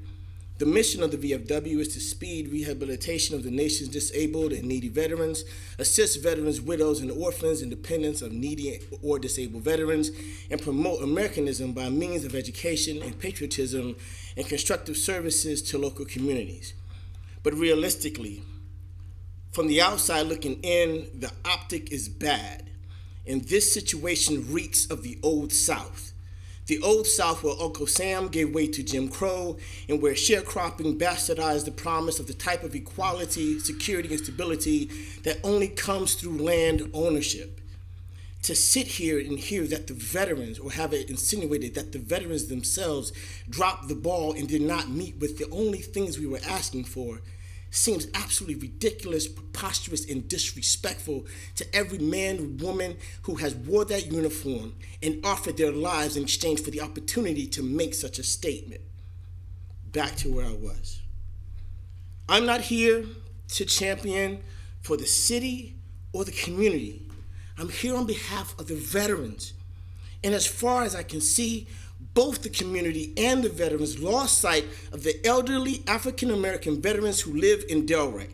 And now those veterans are caught in the middle of a power struggle between two groups which should have never let the situation get to this situation in the first place. This could have and should have been resolved in a manner in which cooler heads prevail. Now it's unnecessarily complex because now we have gates and padlocks and attorneys, and I can't say this, I can't do that. But, ladies and gentlemen, these are elderly veterans, not some unsolicited developer who just happens to want to cash in on prime real estate. In conclusion, I implore that everyone, the community, the attorneys, city, veterans, move towards resolution and resolve any and all issues prohibiting the ongoing mission of these veterans of foreign wars. And I humbly request that the city and the community take whatever steps are necessary to ensure that the post is fully operational no later than the end of Q1 2024. Thank you. Thank you. Yes, sir? Yes, ma'am? Good evening, Madam Mayor and Commissioners. My name is Cassandra Davis. I live at 231 Southwest 10th Avenue. I come to you today as a veteran in support of the American Legion Post 188. Please return the building, renegotiate the 99-year lease. If you take a look at that lease, that's shabby. And provide for damages. Please discontinue your salutations and your platitude of thanking us for our service and allow your actions to demonstrate your gratitude. Show veterans in this community that this city commission and the city of Delray is willing to give vets a hand up, not a kick out. Thank you. Thank you. Yes, yes, sir? Good evening, Commissioner. I'm Reggie Cox with the SET, representing the SET Neighborhood Alliance, a group here. We have a group here tonight. So I understand that's 6 minutes. Just want to get some clarification before I If start. there are 6 that are not going to be speaking, you can raise your hands. 1, 2, 3, 4, 5, 6. Okay. Okay, thank you. Appreciate that, Mayor. Okay, again, I'm Mike. Address? Yep, go ahead. Okay, thank you. Again, I'm Reggie Cox, 715 Northwest 2nd Street, or Martin Luther King Jr. Drive in Delray Beach.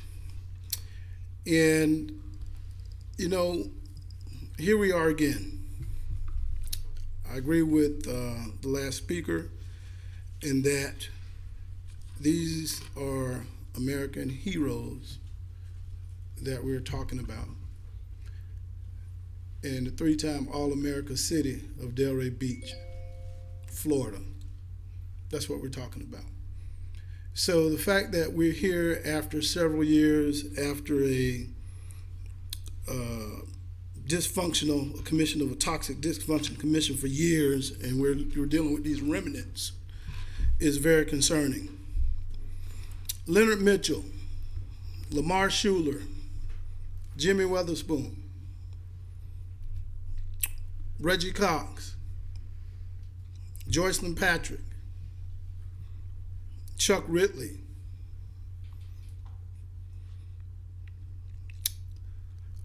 that's the WARC board. And that board was put in place in 1996 to what? To advise the city and the CRA as it related to commercial development in the West Atlantic community. That board was eliminated 22 years after it was put in place. There was one member on that board for 22 years. That was Mr. Zach Strong. That board was eliminated in Delray Beach. And now you're looking for advisory boards? Okay. Major work products such as the SET Transformation Plan, the City Comprehensive Plan, the SET Neighborhood Signage Project, which went on for 3 years and over 24 meetings in collaboration, the removal of the SET banners, silence on the Legacy Home Project that built new homes in the SET for long-term generational family members, new homes in the SET this year. This commission was silent on that. Silent on the Repair and Restore program, featured by a partner organization, which is the Coalition. Countless city staff, African-American executive staff over the last 5-6 years, countless. See the trend? Does anybody see a trend? So let me address the elephant in the room. American Legion Post 188 are the owners of the property. All the documents say that. There's none of the documents that dispute they're the owners of the property. And if you're going out for RFQ or RFP and soliciting occupants of someone else's property, that may be considered abuse of power. See the trend? Let's look at the definition. The misuse of a position of power to take unjust advantage of individuals, organizations, or governments. To take unjust. Well, you know, in Delray, we deal with unjustness at the polls. Getting quite good at it.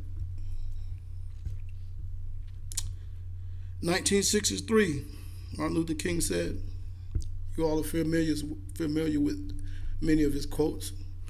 One is in order for this evening. Injustice anywhere is a threat to justice everywhere. So we stand in solidarity tonight, SET Neighborhood Alliance. You know, that property has been there for generations. It's really a staple in the community. Probably should be in historic preservation. But we do stand in solidarity with these proceedings. You'll probably hear from many, many speakers tonight with different vantage points and viewpoints. But the spirit of that designation up there behind you, 1993, 2001, 2017, the spirit of that, I think you need to revisit that before you make this final decision on this. Because the spirit of that designation and the spirit of those heroes that constructed that building in a time where, well, you know the history, I would hope so. It's time to right some wrongs, because some of the wrongs started a long time ago and it's just floating to the top, and we're left here to deal with it. So we're speaking towards, I'm not asking, others may ask, I'm not asking. Reverse this injustice in all aspects. Thank you. Thank you. Yes, ma'am.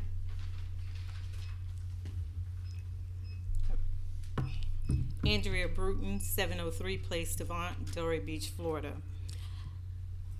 Greetings, Mayor, Commissioners. I stand before you today as a lifelong resident and a U.S. Army veteran.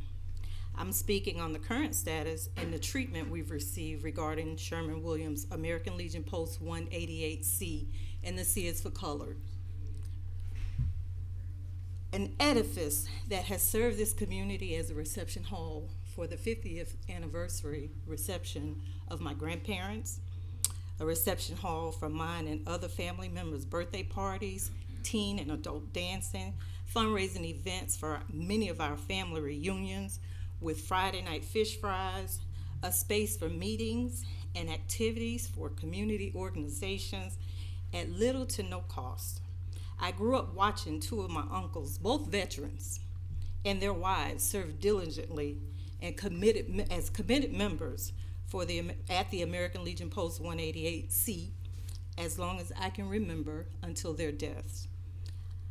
I'm at a complete loss to know that I can serve my country, and some of us here, some of the veterans here today, fought in wars for this country, and then we return home having to fight our city government too. You thank us for our service, and then you slap us in the face by taking our building. I've asked myself why. I've asked myself how.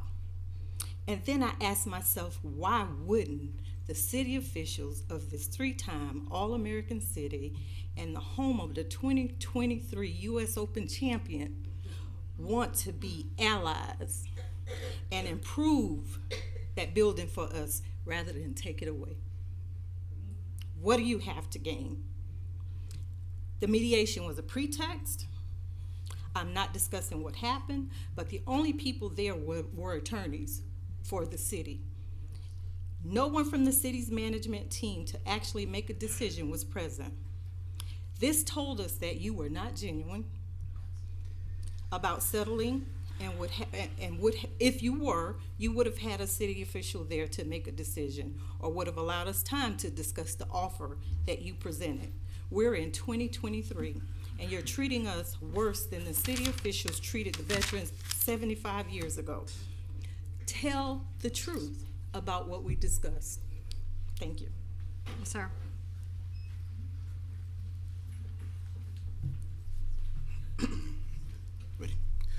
Good evening, Diedrich Strawn, president of the NAACP, 203 Southwest 13th Avenue. Commissioner Boyston, I believe, I was outside when I heard you speaking about what the bare requirements were for the city of mediation. And without discussing what was talked about in mediation, I can tell you that those things that you talked about, long-term lease, fundraising efforts, or a plan, okay, and I want to focus on that, or a plan. Mm-hmm. Those were not the issues that brought about the impasse. That those were not on the table alone. There were other requirements there that were not mentioned as part of your requirements. So I don't think that what you all talked about was actually expressed at mediation and put on the table, based on what I heard you say this evening. One of the issues I have with that is, and I believe Ms. Bruton mentioned it, was I've been practicing law for 23 years, done numerous mediations. Never been to a mediation where there were only lawyers representing one side. Never. And I made this point to the mediator. At the bare minimum, the city should have had the city manager there if none of the commissioners or the mayor was going to be there. That didn't happen. I knew right away from past experience, if you don't have a representative there that can make the call as to whether or not we're going to settle, there's no genuine interest in making a deal. It's just not there. And I think one of the issues that you're having now with not really knowing what was on the table is, I believe when you put those requirements out to the attorney, it was a question. The reason you have to ask the question is because nobody was there to represent the city. If you all were there, you would have known what was offered and what was refused, but you weren't there. There are several issues with this, and I take it from a legal standpoint because trying to appeal to your genuine sense of humanity does not seem to work in the city of Delray Beach. The city owns the realty, the land. The veterans own the building. The problem I'm having with this is the city is entertaining proposals for a building that they don't own. That to me amounts to a taking without just compensation. That's one problem. The second problem is the basis upon which the city came in to decide that they were going to take this building. I read the termination letter. Termination letter gave no indication of what default the veterans made for the city to come in and terminate the lease halfway through its term. And it gave no indication as to how they are now considering themselves the owners. That's a problem. Thank you. Yes, ma'am. Greetings, Mayor, Commissioners. Yvonne Odom, 3905 Lawson Boulevard. I'm here on a personal note. My father, 3 of my 4 brothers served in the military, and one of my brothers still suffering from the Vietnam mess. My father told us about having to walk on the opposite side of the street in Tallahassee, Florida, where Florida State is, because it was an all-white female university. They could not even walk on the same side of the street. Fast forward, and here we are, African American soldiers, still feeling the indignities put on them by their own government. Policies that deliberately discriminate. I offer a very simple solution. Gift the land or sell it for $10 like you all were willing to sell valuable land to a developer. Because if the people don't own the land, this could be repeated another 50 years from now. I'm warning the city now that this is just a precursor of the dilemma that you will have in those 40 to 50 years with that land trust model that we have, where a person pays taxes, own the house, but never own the land. That's the problem that we have. So what I'm doing is asking this city to give these veterans what they deserve. They worked hard, many of them old. My daddy, long gone. One of my brothers are deceased. The other 2 served very well. I'm very proud of that. But what does this government do to veterans? They mistreat them. And here we are in 2023 in our city, which I love. Everybody know I love Delray. What are you going to do with that little old piece of land when you can really give it to the veterans? Thank you very much. Thank you. Yes, sir. Mayor, Vice Mayor, Commission. My name is Chuck Ridley. I reside at 210 Northwest 2nd Avenue. I am also a veteran. Today I stand as the facilitator for the Elders Table.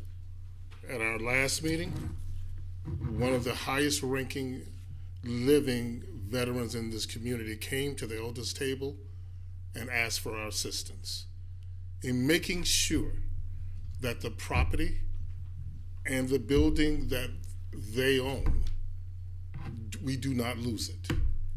Now, we can do that, but we cannot do it unless we reimagine where we are. It is time now, as the first speaker shared, let's get to resolution. If the offer is that for the long-term lease, you want to see a plan, well, I can share with you that the Elders Table will stand with the veteran and help them develop a plan to move that forward.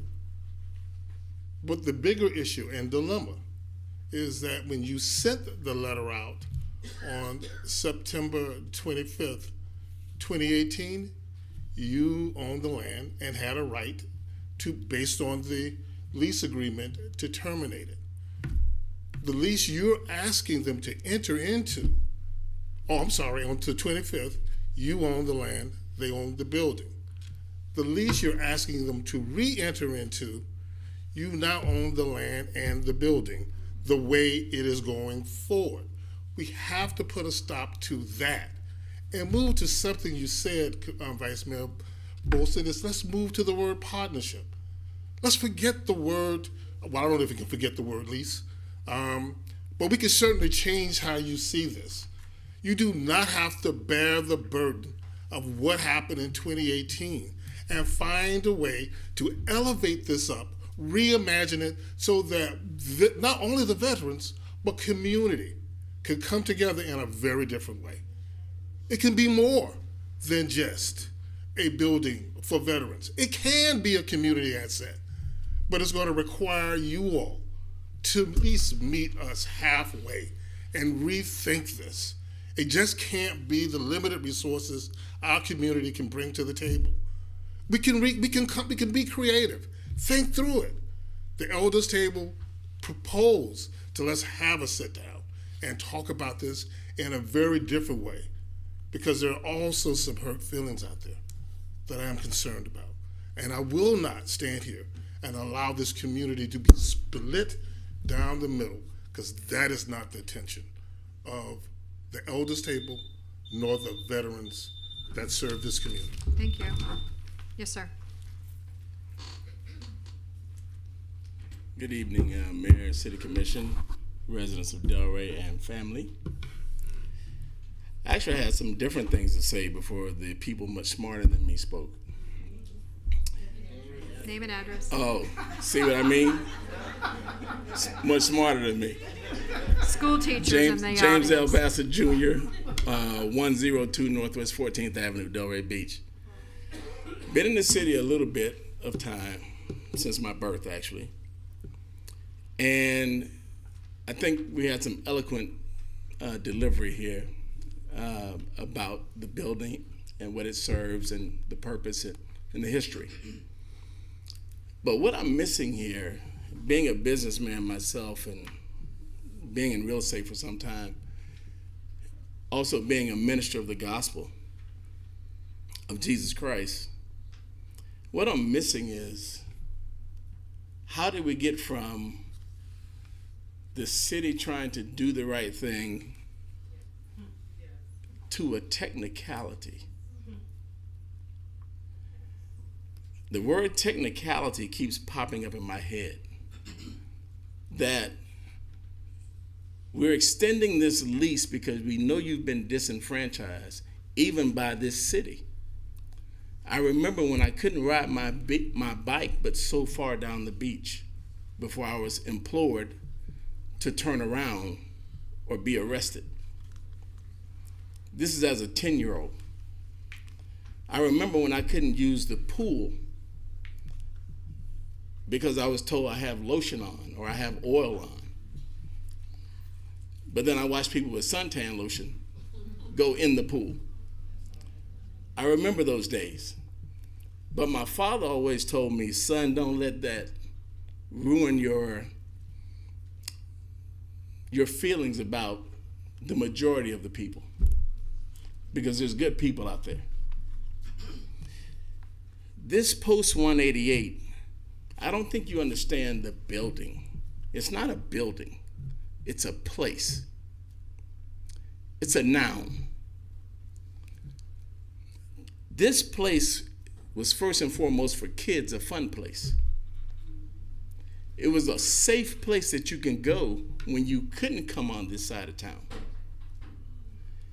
It was a safe place which your parents could let you go walk to that place, to a dance, to a party, to a wedding reception. Why? Because veterans that fought for this country were there. And they were ensuring that you could go to this place and come home. It was a learning place. It was a place where you went for tutoring. Is that 3 minutes? That's it. Well, this is one sentence, so it's a run-on sentence, so let me finish. Is that okay, teachers? It was a learning place where you got tutored, where we couldn't go to other tutoring places. It was a family place where you got married. You had weddings where you couldn't get married at other places. It was a peaceful place. You didn't have to worry about fights. A historical place where we learned about each other's past. We learned about the people that fought to get the building and be able to build the building. And last but not least and foremost, it was a proud place. It was a place you didn't have to hold your head down. When you walked into that place where you were told you couldn't look in the eyes of certain people, you could walk in that place and look in the eyes of all the people. Thank you. Thank you. Anyone else? Yes, ma'am. My name is Mary Ellen Wazorko. I live at 2320 Delaware Boulevard. My home backs up to the corner of Lowson and Delaware Avenue, which, as you're probably well aware, was part of the big Lowson Street, Lowson Boulevard street project. I attended all the pre-planning, planning, and initiative meetings that were held on one of your buildings, I think on Congress. And we were assured, it was restated that as that project progressed, everything would be put back the way it was, that city strip, it was clearly noted that it was a city strip, would be maintained. It's not. And here are the two incidences that I'm dealing with because of where I live. The grass sometimes, 2 weeks ago, was up to 3 feet high. I have reached out to your departments, but haven't gotten any response, and that's why I'm here tonight. Somebody did come and mow it, now it's high again. When they did that road, I don't know if any of you actually looked at it, but they swaled it in a really sloppy way. It's very, very uneven and very, very dangerous. On Friday, because I'm so close to that corner, I heard somebody calling for help.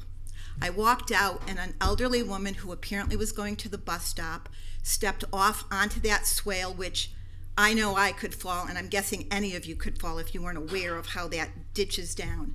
Fell. I called one of her relatives, who then took her for medical care. The other thing is the bus stop. There are 4 out of 6 panels missing, and they've been missing for over a year.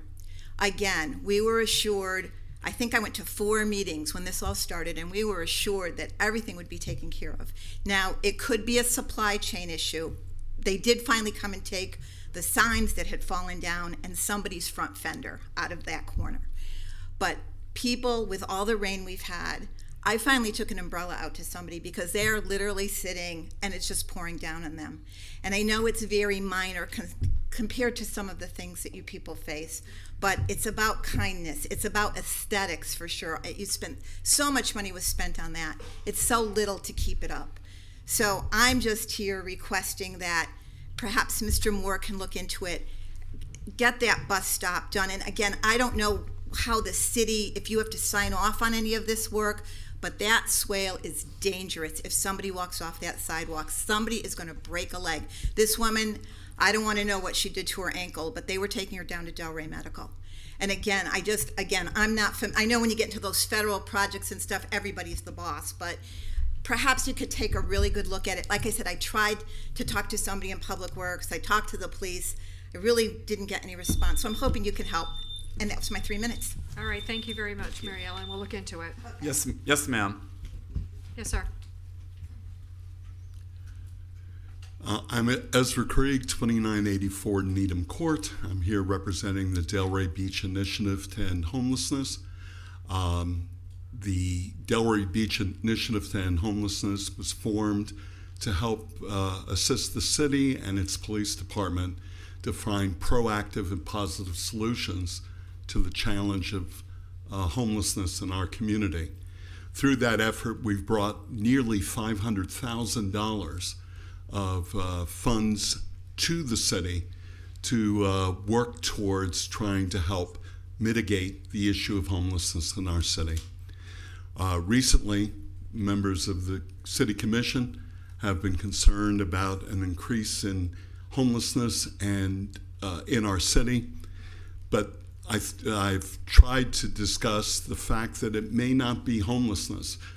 There is a big difference between circumstance and behavior. There are bad people who do bad things who are housed in our city. There are good people who are not housed who do good things in our city. Our police department has worked very diligently to make sure that they respond to behavior rather than circumstance. And I hope that we would all applaud Chief Major and his department for the work that they've done. Recently, I sent an email to all of you asking for your help in an effort to try to change one of the things that have been happening in the city, which is feeding in one of the parking lots, looking for a location inside where people can be fed in a dignified and safe manner. I wanted to make sure to take this time to thank Commissioner Ryan Boylston who was the only person who responded to that email and offered some assistance. Thank you for being a leader. Thank you for looking at solutions rather than problems and trying to find a way that we can treat everybody in our community in a positive manner. So I just wanted to make sure that Commissioner Boylston was recognized for that. Thank you, Mr. Thank you. Craig. Anyone else? Seeing no one, public comment is closed. Moving on to the consent agenda approval. Motion to approve as amended. Second. Call the roll, please. Mr. Boylston? Yes. Ms. Burns? Yes. Mayor Petrolia? Yes. Mr. Frankel? Yes. Mr. Long? Yes. Okay, looks like there might be a little bit of a changing of the guards here. Mayor, before we Yes. proceed, 7A can be deleted. I'm sorry? 7A can be deleted. Deleted, okay, thank you. So do we need a motion for Moving to that or no? 7B. Nope. Okay. 7A will be off. But we have a 7AA, let's not forget. Oh, I'm sorry. 7AA, yes, we Yeah, do. we're gonna start with that, and that's the, Item that was pulled from consent. Yep. the Seaboard, and this was, moving, 6F to 7AA. This has to do with the motion to approve additional spending in the amount of $800,000 for construction and management services of the reconstruction of the Seaboard Airline Railway Station. I actually pulled that off for two different reasons. Thank you, Missy, for being up here. First is that this has really become a pretty expensive project that we didn't anticipate it to be at this level, and it's really starting to soar out of our pockets, even though we actually have some grant money and some, I guess, insurance money. Yes. At least insurance money, let's just put it that way. Yeah, good evening, Missy Barletto, Public Works Director for the record. Yes, actually, our insurance company has authorization to spend up to $5 million on the restoration of this building, and the city's responsibility is what comes after that. So since we initially embarked on this journey with this building, prices, material costs for things have gone up 30% annually. So this is quite a bit more expensive than what we had thought that it was going to be. Is that door open? Is that why it's so loud? No, ma'am. It's not, wow, okay. Something's open. So, and I would like to say that this is the last time I'll be in front of you asking for additional dollars.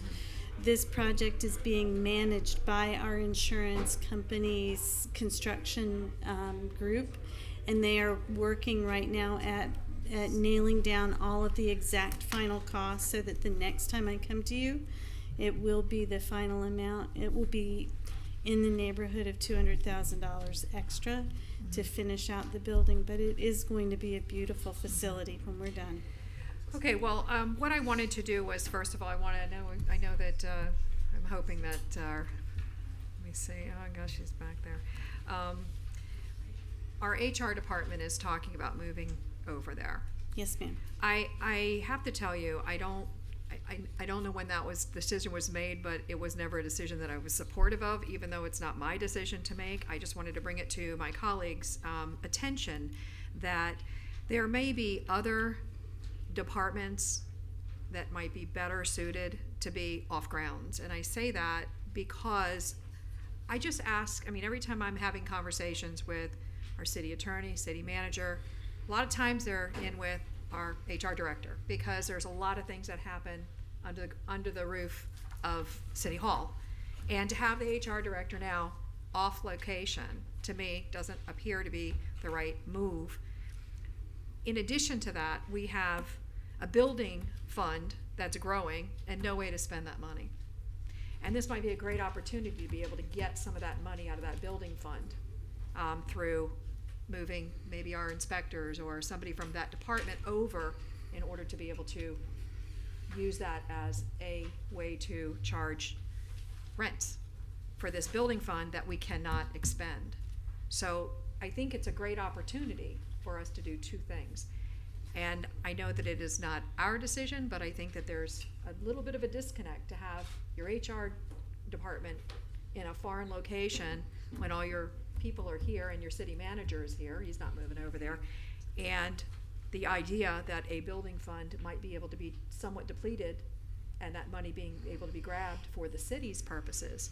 We have $8 million in that fund. So far, we only expended $4 million according to our quarterly report. And so we've got a $4 million amount of money that if we don't spend that, what we're gonna end up having to do is to change what we're charging for some of the services that we're using for our building department. And I'm just telling you, that's not where I'm getting the, well, aside from the one person who came up and talked about the seawall, which is a different story, but we're not getting a lot of people that are building and developing in our town complaining about what we are charging for our permitting, the fees that we charge going through. If we house them here, we can only take a certain amount out of that building fund, and it's not keeping up. So my question is that, are we doing the right thing? And I wanted to kind of put it out there for you all to think about. It's not necessarily something to make a decision about, but maybe have further discussions with Mr.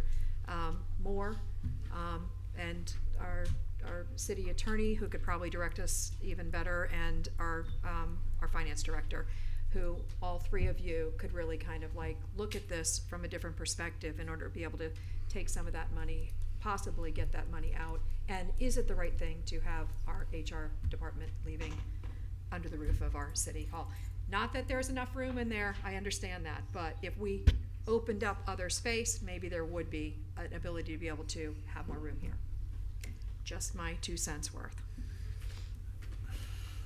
I'm blowing this at you guys, so I don't expect responses. Unless you want to, I just wanted to kind of put it out there because this came up. Yeah, I don't know about the whole aspect of trying to spend that $4 million. Is this the only way to do that? If there's other ways to do that, but as far as the decision to move HR there, I mean, we made a decision years ago. Staff came to us and said, "What do we want to do with the train station?" And I said, "What do we need?" There was ideas thrown about our incubators and all types of other stuff, and I said, no, what do we need? Space. We need space, right? We need space, and I'm a big proponent, whether it's for the short term until we build a new city hall, which is definitely not happening in the next 5 years, or if it's for the long term, the campus approach. With technology now, you don't even have to be in the same room with anybody. HR services, almost 900 employees, most of them are not in this building. So I'm not concerned with that at all. It also makes sense because our medical's off-site right now. HR's not there. I know, but what other department would be appropriate to couple? I'm just saying right? that all we need is with the medical, in the same building. It's not about combining that. It's about utilizing and getting funding. We just sat through. Like I said at the beginning, I would like to learn more about that. Well, that's what I was going to say. Open yourself up and talk. But I don't know if this is the solution. But I think that it could be a possible solution, because I don't want to see us start losing ground on money that basically we have coming in because we can't justify bringing it in. Because of the way that the laws were changed, we have to now justify the money that's coming in our building department. I voted on, That's so, correct. that's why I think the mayor's bringing it up now. Absolutely. All right, that's it. I'll entertain a motion to. Motion to approve 7AA. Second. Call the roll, please. Ms. Burns? Yes. Mayor Petrolia? Yes. Mr. Frankel? Yes. Mr. Long? Yes. Mr. Boylston? Yes. All right, 7A has been pulled, so we're moving on to 7B. And 7B, and by the way, I don't want to I know that I'm out of line in saying all that I said because I didn't really talk to the building, I didn't talk to HR, just something that I thought of and wanted to bring out. So there's no negatives towards anybody, just trying to find places that we can do well. All right, so let me go ahead and read into the record quasi-judicial rules. I think we have one anyway. I think it's just 7B. Is it just B? Okay, Yes. yeah, because A was taken off. All right, so this Hearings shall be conducted in accordance with the quasi-judicial rules. The applicant and the city shall be allowed to 15 minutes each to present their case. The public shall be allowed to speak for 3 minutes each, or a maximum of 6 minutes if the person represents an organization or a group of people who are present but agree not to speak. The city staff and the applicant will be allowed to cross-examine a witness. The city or the applicant will be allowed to offer rebuttal testimony. The decision to approve or deny an application or appeal may not legally be made upon personal views as to whether a project is a good project or not, nor may a decision be based on the numbers of citizens who support or oppose a particular project. The law requires that all decisions must be made on the basis of whether the project meets the requirements of law, the comprehensive plan, and the land development regulations. Anybody who will be speaking to 7B, if you wouldn't mind, please stand and raise your hand so you can be sworn in. And when you do approach to speak, just let us know that you were sworn in. By the authority vested in me as a notary of the state of Florida, do you swear or affirm that the testimony you're about to give is the truth, the whole truth, and nothing but the truth? I do. All right, so we're going to talk about disclosure ex parte. Mr. Long? Or, go ahead. Yep. I spoke with Mr. Schiller. Communicated with Mr. Schiller and Mr. Rosen. Mr. Schiller? Yes, the representative and the applicant. Nobody, but there's emails on my server. That would, anything that was communicated is on the server. All right, so at this point in time, we're going to have the city go ahead and enter the project into the record. Good evening. I'd like Anthea Geniotis, Development Services Director, for the record, and I would like to enter file 2022-063 into the record. All right, Mr. Schiller. Good evening, Mayor and Commissioners. My name is Neil Schiller. I'm an attorney with Government Law Group, located at 137 Northwest 1st Avenue, just across the street, proudly in Delray Beach. I'm here tonight with my client, Mr. Rosen, and his father, who's watching online, as well as our planner, the amazing Jeff Costello. We're here tonight for 3 waivers for the Delray Swan project. The 3 waivers are a front setback waiver from the first and third floors, a front setback waiver above the 3rd floor, and a pedestrian pathway. We feel that we meet all the criteria for the waivers and seek your approval for them tonight.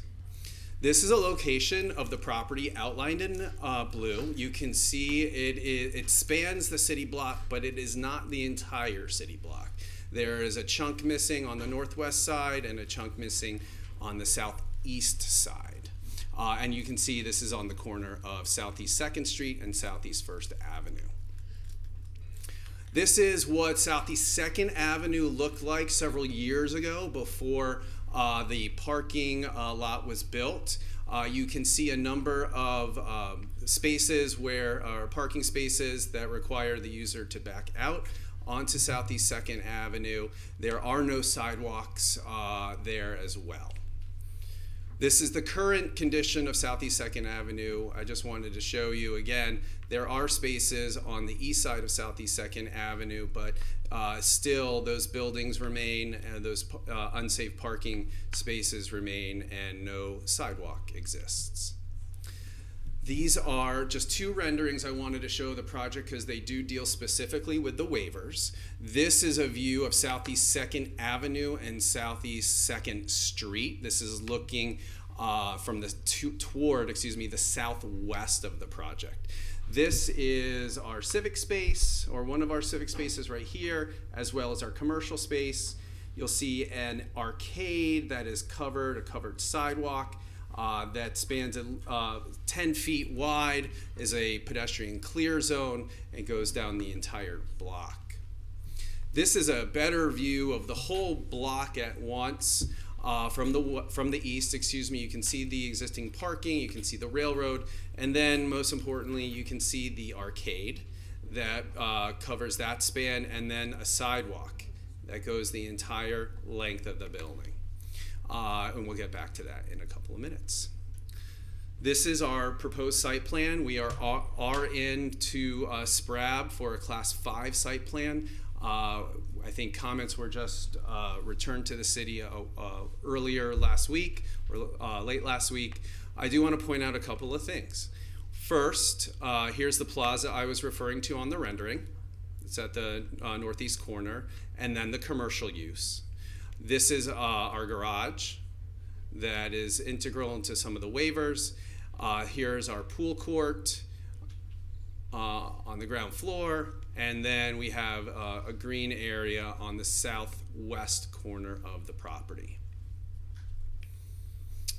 So the first waiver, and one of the things before we get to that first waiver, I just want to point out a couple things. One, we are giving up a 5 feet right-of-way dedication along Southeast First, around here, that street. And then we're also giving up a 10-foot right-of-way dedication along Southeast 2nd Avenue. That 10-foot right-of-way dedication is one of the bases for the first 2 setback waivers, which are your code requires a setback of 10 feet to 15 feet between floors 1 and 3. We're proposing 0 to 30 feet, which averages out to be a 17-foot setback, and I'll show you where that is. Those green areas that you see, those green triangles actually on the screen, those are areas that are less than 10 feet from the property line, requiring the waiver. The area highlighted in pink is an area more than 15 feet from the property line, which is requiring a waiver from the setback. So these waivers and these instances where we're too close to the setback line occur between the first and the third floors.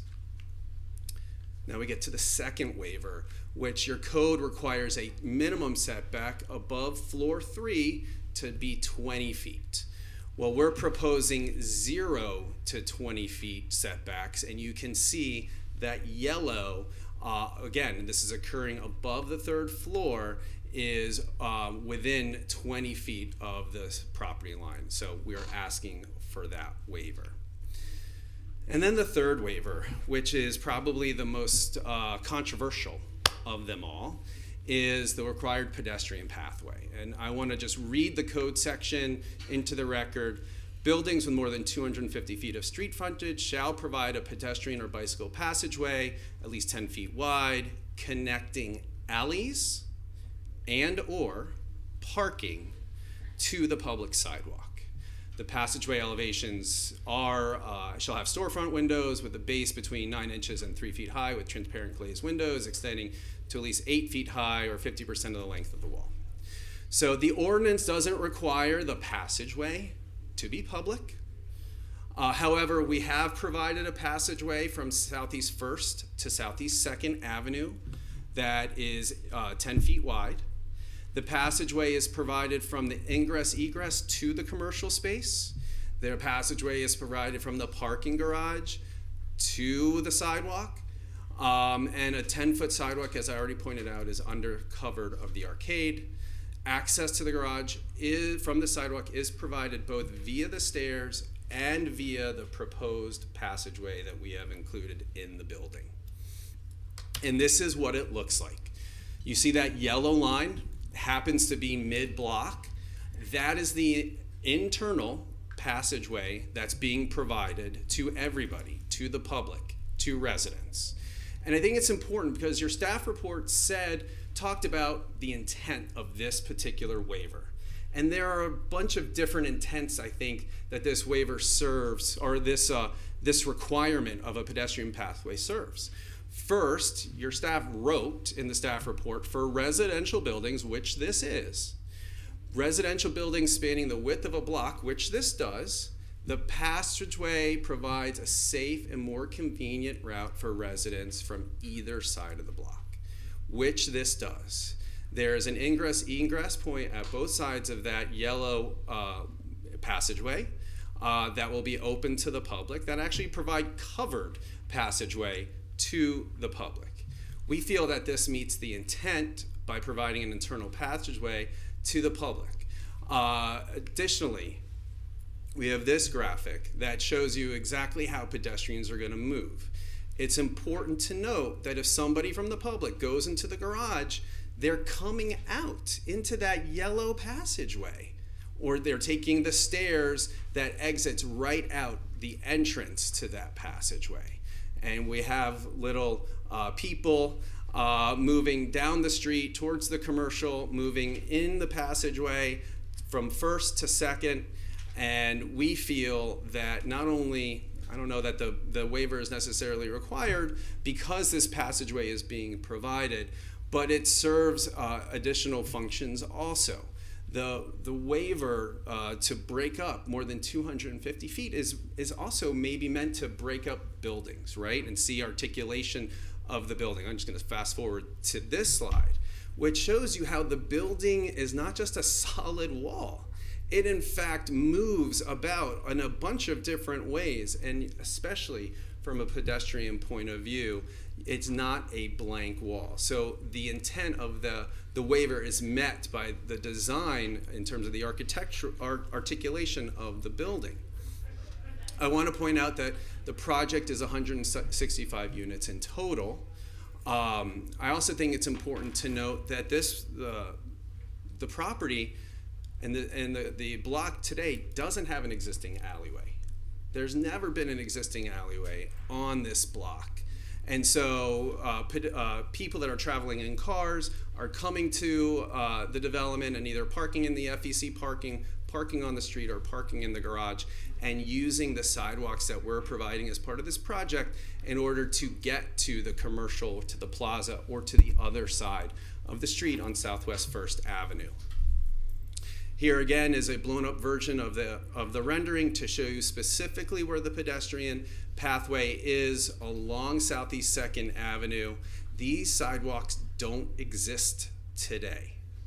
Somebody mentioned, I'll get to the criteria in a second. And again, because the pathway connects the garage to the commercial, it meets the code. It meets the intent of the code, and it meets the letter of the code.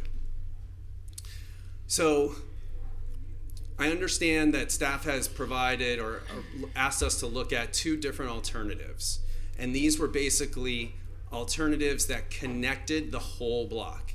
In that orange that you can see, those are proposed sidewalks that we already are including in the project today.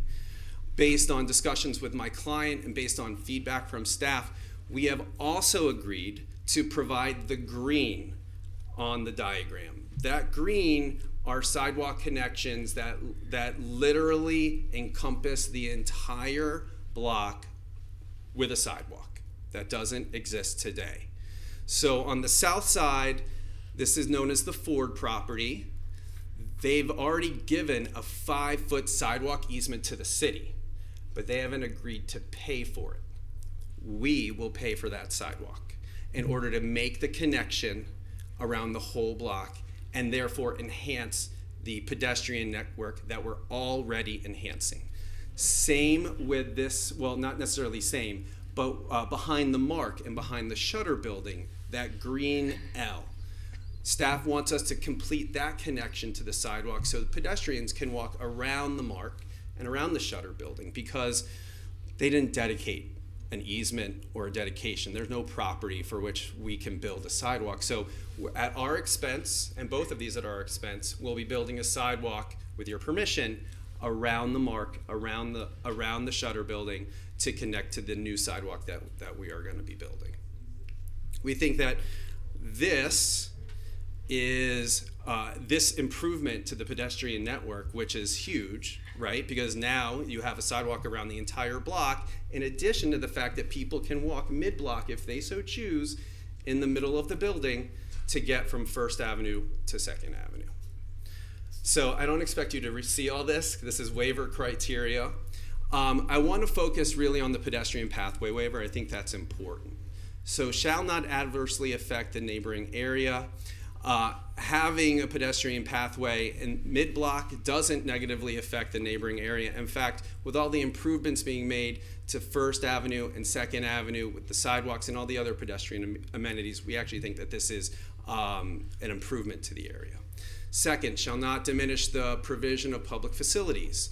Well, it's been mentioned that sidewalks are public facilities. So we're, as I showed you, we're building a new sidewalk around the entire site, which basically takes up most of the block. And for those areas that we don't own, we're putting in a sidewalk to make sure that pedestrians have a chance to walk safely there. Third, shall not create an unsafe situation. With all of the sidewalks that we're proposing, including the passageway through, we're actually improving the situation, making it safer than it is. Does not result in the grant of a special privilege, and that the same waiver would be granted under the similar circumstances. So again, we don't necessarily feel that we need a waiver for the internal passageway that we're providing, but we feel that the project creates, again, improved pedestrian amenities, that we meet the waiver criteria, and because of the improved pedestrian amenities, the juice is worth the squeeze here. The second set of criteria, the waiver shall not result in an inferior pedestrian experience along a primary street. Again, by providing the sidewalk, we're improving the pedestrian experience. The waiver shall not allow the creation of significant incompatibilities with nearby buildings or uses of land. There really are no nearby buildings or uses of land where we're creating an incompatibility. Shall not erode the street network. We're improving the street network, and shall not reduce the quality of civic open space that's not really affected. I want to point out that property is part of the neighborhood stabilization map that needs stabilization. We have significant neighborhood support, as we've had from the beginning of this project. And again, I want to point out, we meet the criteria for all of the waivers. The improved sidewalk network and pedestrian network as a result of not only these waivers, but as a result of this project is truly remarkable, truly remarkable, and something that we really look forward to bringing forth to the city and hope that you will as well. And thank you so much. We're here to answer any questions. Thank you to the staff.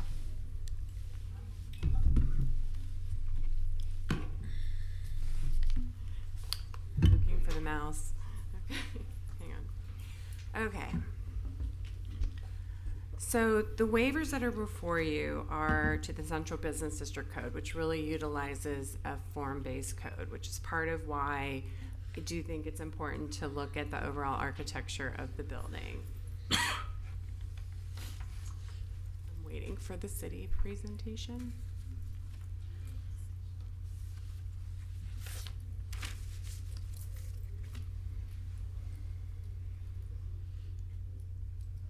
Hopefully it's there. I don't do well without visual cues, It's so coming, I'll do it's the coming, best it's I coming. can, you guys.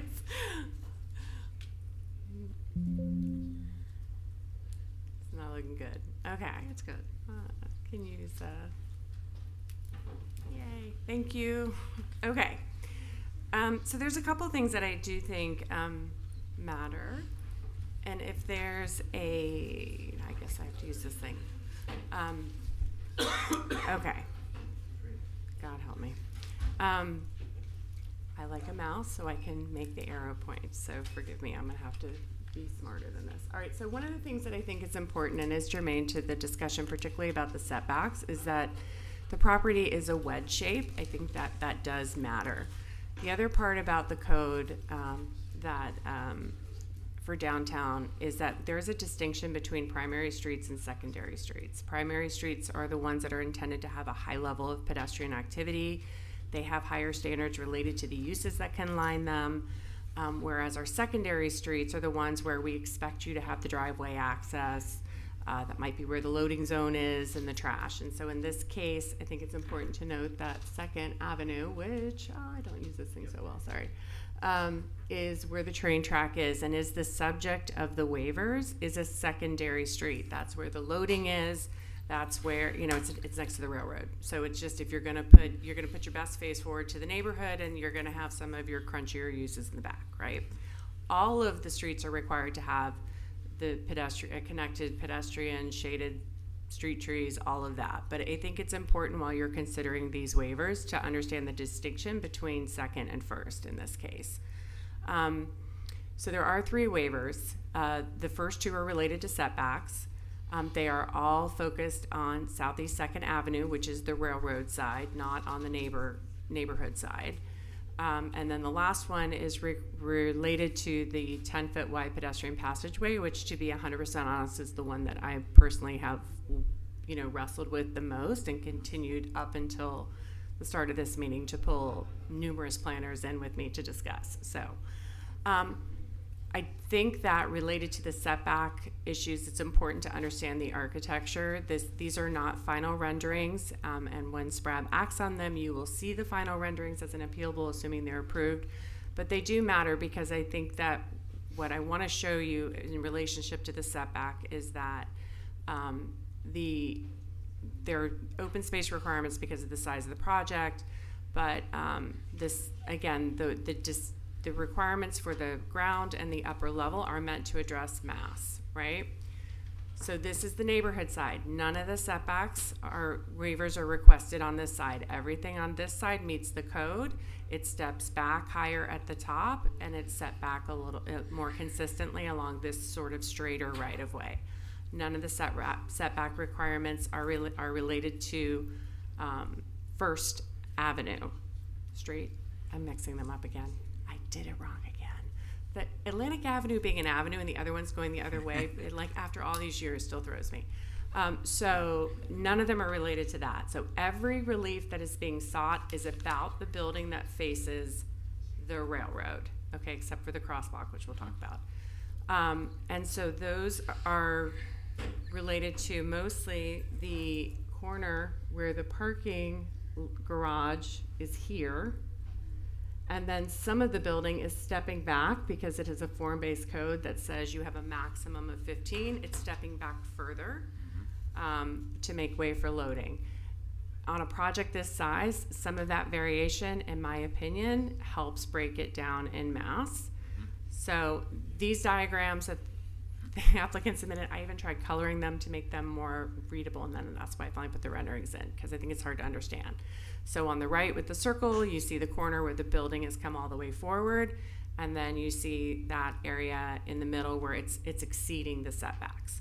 So I do think there's a couple of factors in play, and a 10-foot right-of-way dedication was required on Second to allow the street to be completely transformed into a full-service street, meaning there's places to drive, places to park, there's street trees, there's lights, there's sidewalks, all of which are missing right now. The parcel, as I said, is wedge-shaped. The other thing is that the relief for the upper stories, typically those recesses are critical when they're facing each other. You know, the city, we hear a lot about the canyon effect, you know. I might call it shaping the public realm, but, you know, they don't, we want to be a lower scale city. In this case, because it's across from the FEC, that mass and scale shift is not as evident as it would be on another street.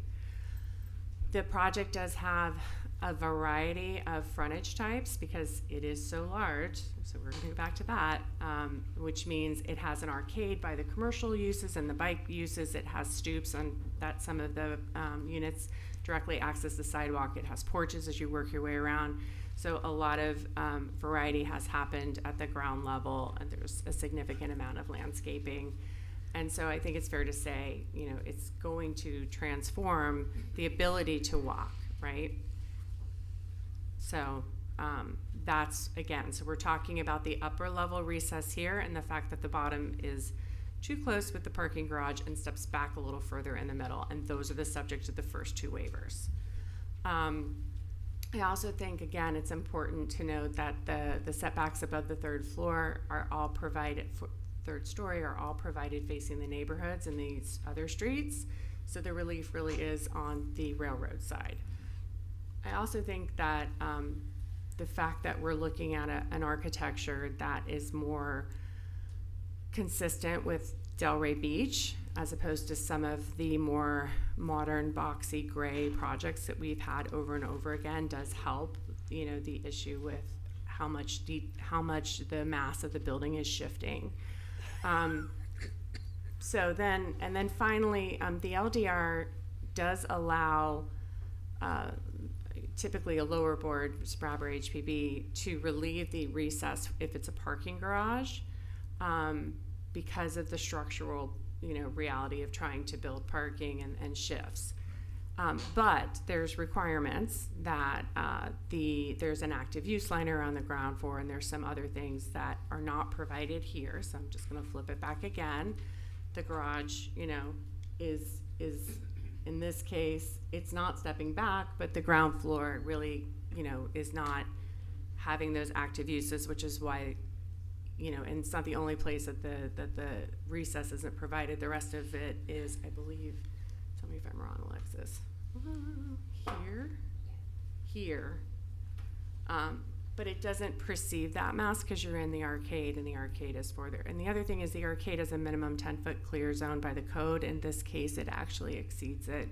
The way that it's laid out, it goes from, I think, 13 feet down to the most narrow point is 10. So that sort of consistent environment that you will experience as somebody walking past the building exceeds the minimum standards until you get to the corner where the parking garage is, which is where it moves into the neighboring property, and then it's sort of by the garage coming forward is narrowed the sidewalk kind of back down to a more conventional width, but that's the only sort of pinch point there to consider. So that area that is above the arcade, this is where it's not setting back. And whether or not you would perceive that from, you know, the street or the arcade is the issue.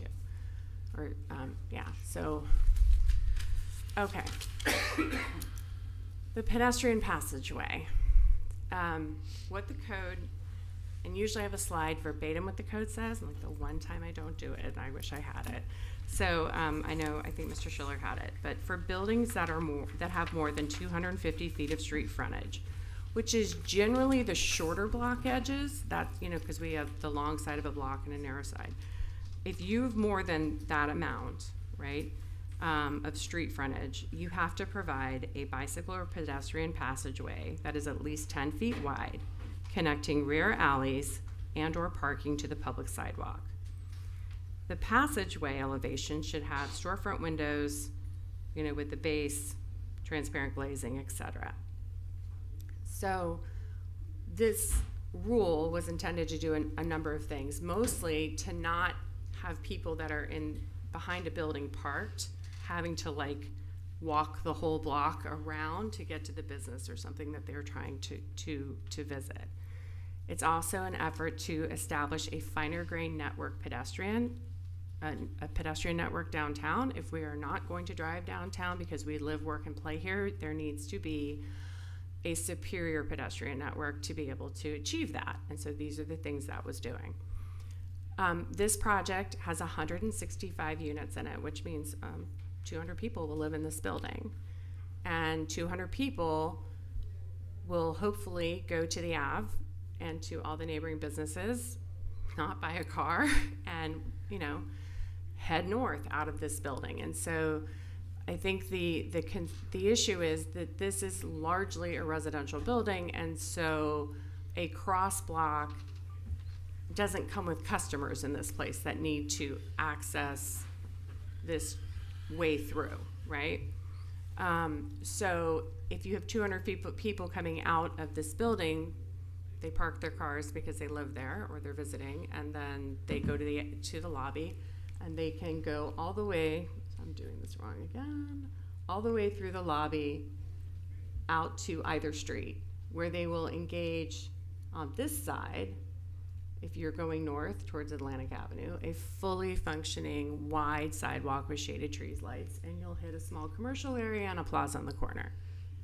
If you are leaving and you're headed towards First, unfortunately, as you walk this way, you hit the Shutter store next to the Mark, and there is no sidewalk in the sidewalk there, and there is not public right-of-way currently that was received when that building was built, whenever that was, to install a sidewalk. I mean, we could probably put something right next to. So if you imagine people walking out here, then they're gonna step into the travel lane as they, you know, that's the concern. That how do we circulate, or is everybody who lives here gonna have to remember to go this way so they don't get stuck in sort of that no man's land on the corner? Now, to be fair to the applicant, they don't control that piece of property. They can't do that, but they're coming with 200 people. So, you know, the question is how much, you know, there's other parts of the city with very long blocks where there's a lot of ability to navigate walking through. So here's the parking garage. You can walk through all of this a number of different ways with or without your car, moving between the alley, the surf shop, other things. But this is mixed use. This is largely commercial. This isn't somebody's home where you're worried about security and other things. So we have just really pushed and pulled in terms of whether this project is needs to provide this cross block or not. So again, we're trying to build a really successful, high quality pedestrian network. There's a number of reasons why this cut through should be able to be incorporated on these really large blocks. And in this case, we have a number of examples that actually are already built in Delray. The buildings in Atlantic Grove where Zeri is, there's a cut through so that you don't have to navigate to the end of the block to go to a business that's in the middle. Atlantic Crossing is coming through with a number of them. City Walk, of course, you can park in the garage and walk through to choose your restaurant. So it's that type of issue. At the SPRAB, staff showed two different ways that the pedestrian network could be completed. One was to pick it up behind the Ford property and scoot it around the back. And then the other was on the northern end. I'm going to move back out so you can see. The Ford property got a building permit in September to actually complete that. There was a 2-story building. Some of you may remember it. It had a waiver, I believe. That project will be required to build the sidewalk when it comes in. Just because you pull a permit doesn't always mean you do the work, so we're not quite sure whether ground has broken, if it's moving forward or not. And then the other issue is the part that's up at the Shutter store in the top where there is no link. So, my concern, and it hasn't been through its SEPTED, but I was talking briefly with Chief as well, is that squeezing this piece in here might be successful again for the 200 people who live there, but this is the back of commercial buildings, and even if there's a garden wall for the public to walk through here, then having access to these units when nobody's there, there are concerns, because ultimately the way that those types of things work as a commercial use should be providing some form of oversight, and unless you're really going to change the project and expand the commercial use so that somebody can see up that route, it's not ideal. So ultimately, I do agree with Mr. Schiller that completing the network around the block as much as possible is critical.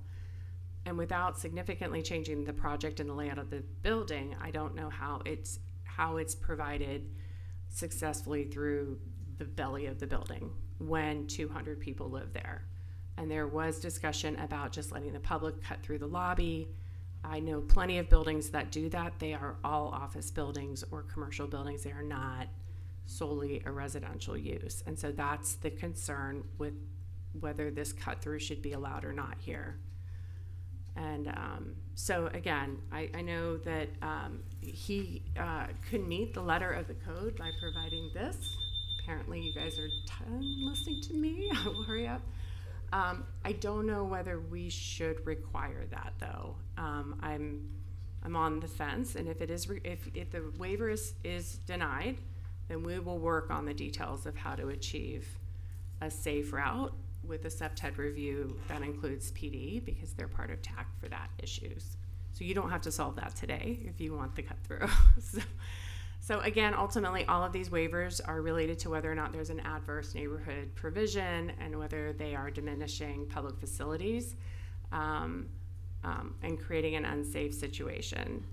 So that is the question, I think, largely about how to resolve whether there's a way to traverse a residential project in this manner safely.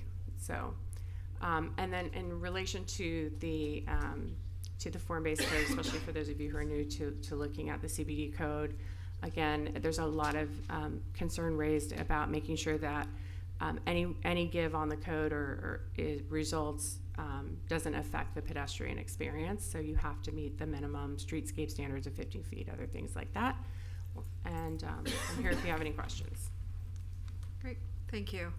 All right, this is a quasi-judicial hearing, so we're going to invite the public up to speak. If there's anybody here that would like to speak to any of the resolutions, 171, 172, 173, please step forward, state your name and address, and you'll have 3 minutes. James Quillian, 925 Southeast 2nd Avenue. And were you sworn in? Yes, ma'am. Okay, thank you. Our neighborhood is across the tracks from this, and from the beginning, we've been part of this project, and been happy to watch it grow and change and get better. But the main concern with our neighborhood was supporting the neighborhood that this is in. If they want that and they were all for it, then we were behind them, supporting them most importantly. And it seems as though that's continued. And it seems as though, like this is a strange shaped property. This is on the railroad tracks. It has a lot of things that other properties are never going to have in Delray. Let's say negative things to deal with. And we've asked the city throughout the whole process to consider that this is an area that is in need of development. This is a piece of property that is hard to develop because of its shape. So, like I said, we've always been part of that and wanted the city to recognize that. And it seems as though there's been quite a few hoops that have been jumped through when it comes to developer. It seems that city staff has, seems like they agree with some of what's being proposed. And me personally, I like it. So thank you. Thank you. Anyone else? One more.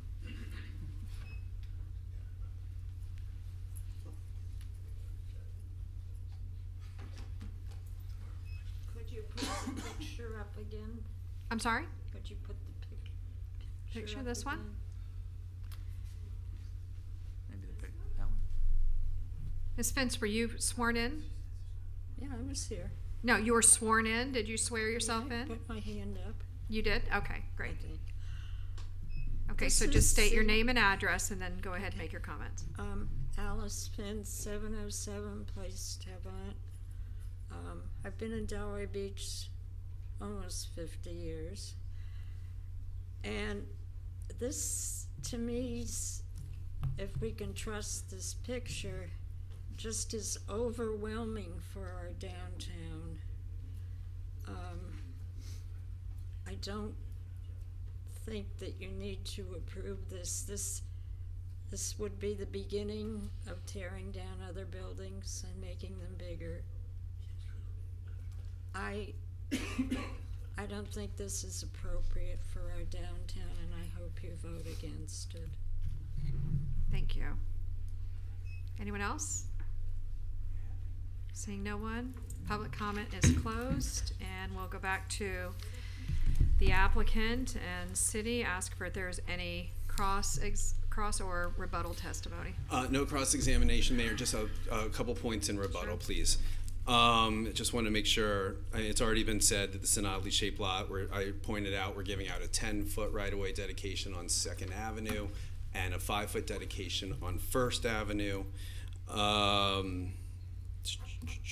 I appreciate and second staff's observation. This is a residential building and not a mixed use or a commercial building that generates eyeballs and traffic on the first floor. This is, again, a residential building that we're proposing the pedestrian passageway through. I'd like to point out that, again, we're making a pedestrian network that doesn't exist on this block today. We're creating one, and we're creating a beautiful one with amenities that are few and far between in the city, like covered arcades, benches, public art, all on the same block. I would make this proffer of a condition of approval on the third waiver, which is the pedestrian passageway. We've offered to do the sidewalks that your staff has recommended us do. If there's a safety concern, we will work with your staff to address those safety concerns.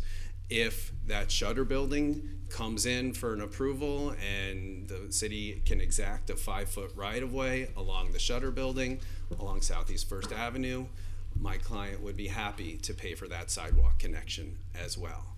Our goal is to make this the most walkable block in the city, and I think that we do that, not just providing a sidewalk within the exterior of the project, but this internal passageway too, that people can avail themselves if they choose to do so or not. With that, we're happy. Oh, last bit of information. I just want to also confirm that the canyon effect, which I think nobody really wants, isn't going to happen here, because I don't think we can foresee a day where the FEC is going to be building on its property across the street from us. Jeff did mention, and I want to point out, that a bulk of the massing is really towards Second Avenue, which is not across from obviously the single-family homes that are on First Avenue. So we did design the project to really try not to impact that residential area as much as possible, which again, why we're seeking waivers along Southeast Second Avenue. And that, thank you so much. Thank you.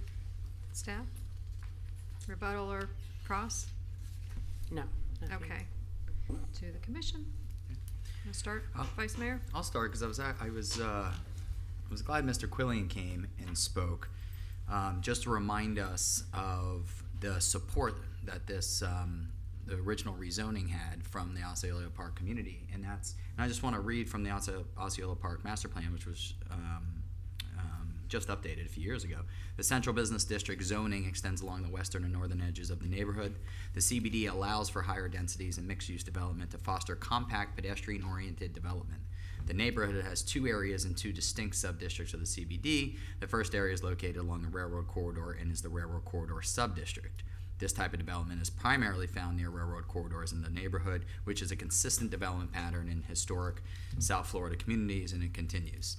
And that really reminds me of when Osceola Park residents came forward and said, we look over at what happened down Second in Pineapple Grove along the railroad and what extended to the community there and Bankers Row and all the houses there.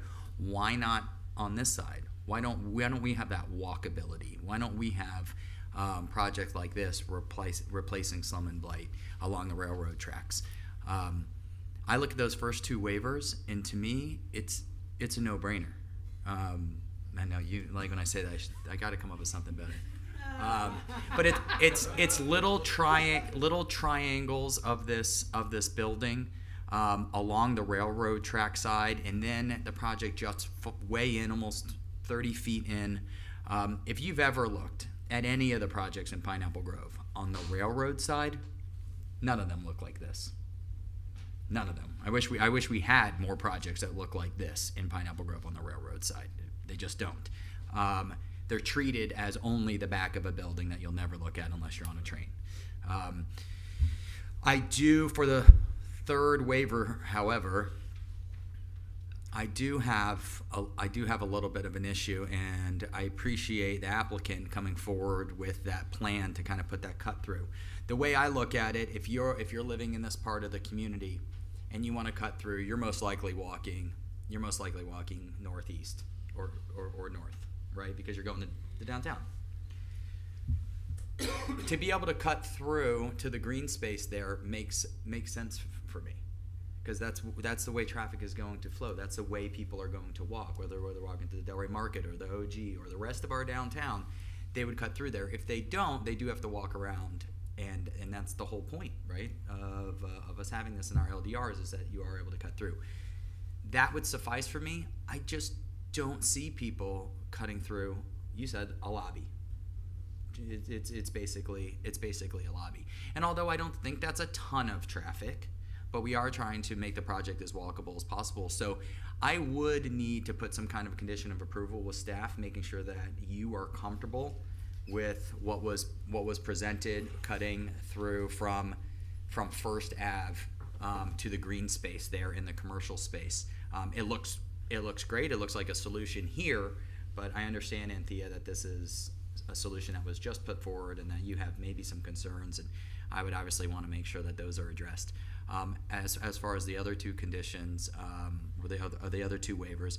And I also think it's really important because there's been some misinformation put out there. And actually, I was kind of disappointed to see some of our SPRAD members talk about waivers as if they're only negative and if you should only build without waivers. No, waivers are for exactly situations like this, for properties that are on railroad tracks. It's for properties that are shaped like triangles. It's for properties that are trying to develop in accordance with a neighborhood's master plan in an area that has slum and blight. Like, this is the point of waivers. Without waivers or variances, we wouldn't have that little park next to the Ray. They needed special permission for that, right? And there's examples all across our city, right? This isn't a waiver for additional height. This isn't a waiver for additional density. This is a waiver to make a better project. And if we don't agree that the waiver doesn't make it a better project, then we don't approve it. But I think those two first waivers, I think it does make it a better project. Like I said, I don't think there's a project like this that faces the railroad tracks on Second. I don't think there's a project that has a frontage like this.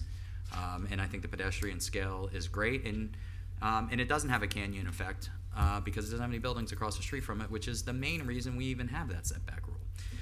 So I'll be in favor of those two conditions. I'd love to hear in regards to Resolution 173-23 what my colleagues think, but probably some kind of condition of approval on that for me to approve it tonight.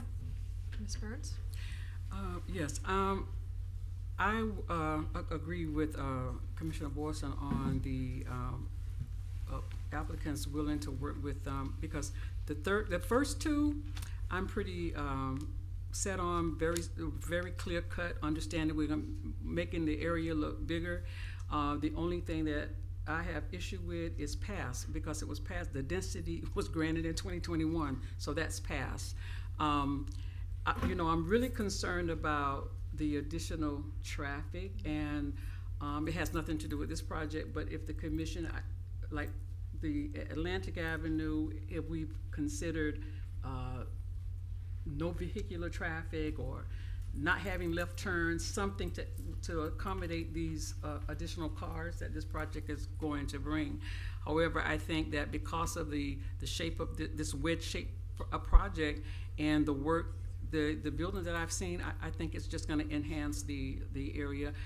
I read the backup. I was totally confused by that third waiver, and I thought I would get clarity. I'm still confused by that third waiver, but glad to hear that you're willing to work with unconditional with staff to solve that. Thank you. Yep. I'm going to be in agreement with my colleagues that spoke. I'm one of those people that live downtown that walk to the gym, walk to Atlantic Avenue, walk to the beach. It's kind of a nice thing when you live downtown to not have to drive your car. I don't have the same concerns as Ms. Burns, because I think once people pull their car into this garage, they're going to leave it there unless they're going somewhere else outside of Delray. And as someone who lives where they live, I never go on Atlantic Avenue. I stay off Atlantic Avenue because I know the tourists, that's where they go. Luckily, we don't have the truck issue anymore, thanks to our police department. But I would also be in agreement. I appreciate the proffer about the third issue, and hopefully there could be some issue, because I think more people are going to be walking towards the avenue than the other direction, just because of the nature of the location. But it's a beautiful rendering. I think it's a fine complement to some of the other buildings that I remember we had a lot of negative comments saying it's too big and no one will move here and whatnot, and they've been successful, and I would imagine this is going to be similar. So that's what I got to say. Thank you. Deputy Vice Mayor? Finally, a big project that isn't masonry modern. And to me, the architectural style and the applicant's decision here to break up the massing and have more articulation is really why these setback issues exist, and they exist on the side facing the railroad tracks. I mean, to me, that as the Vice Mayor eloquently stated, that is a no-brainer. But the cut through going through, I mean, honestly, to me, tunneling through the middle of a building seems a little bit ridiculous, but I understand the intent of the code. I get that. And it seems like there are workarounds there, but there just needs to be a little further analysis to see if that works. So I would be for a conditional approval for that third waiver. All right, I have a couple of questions.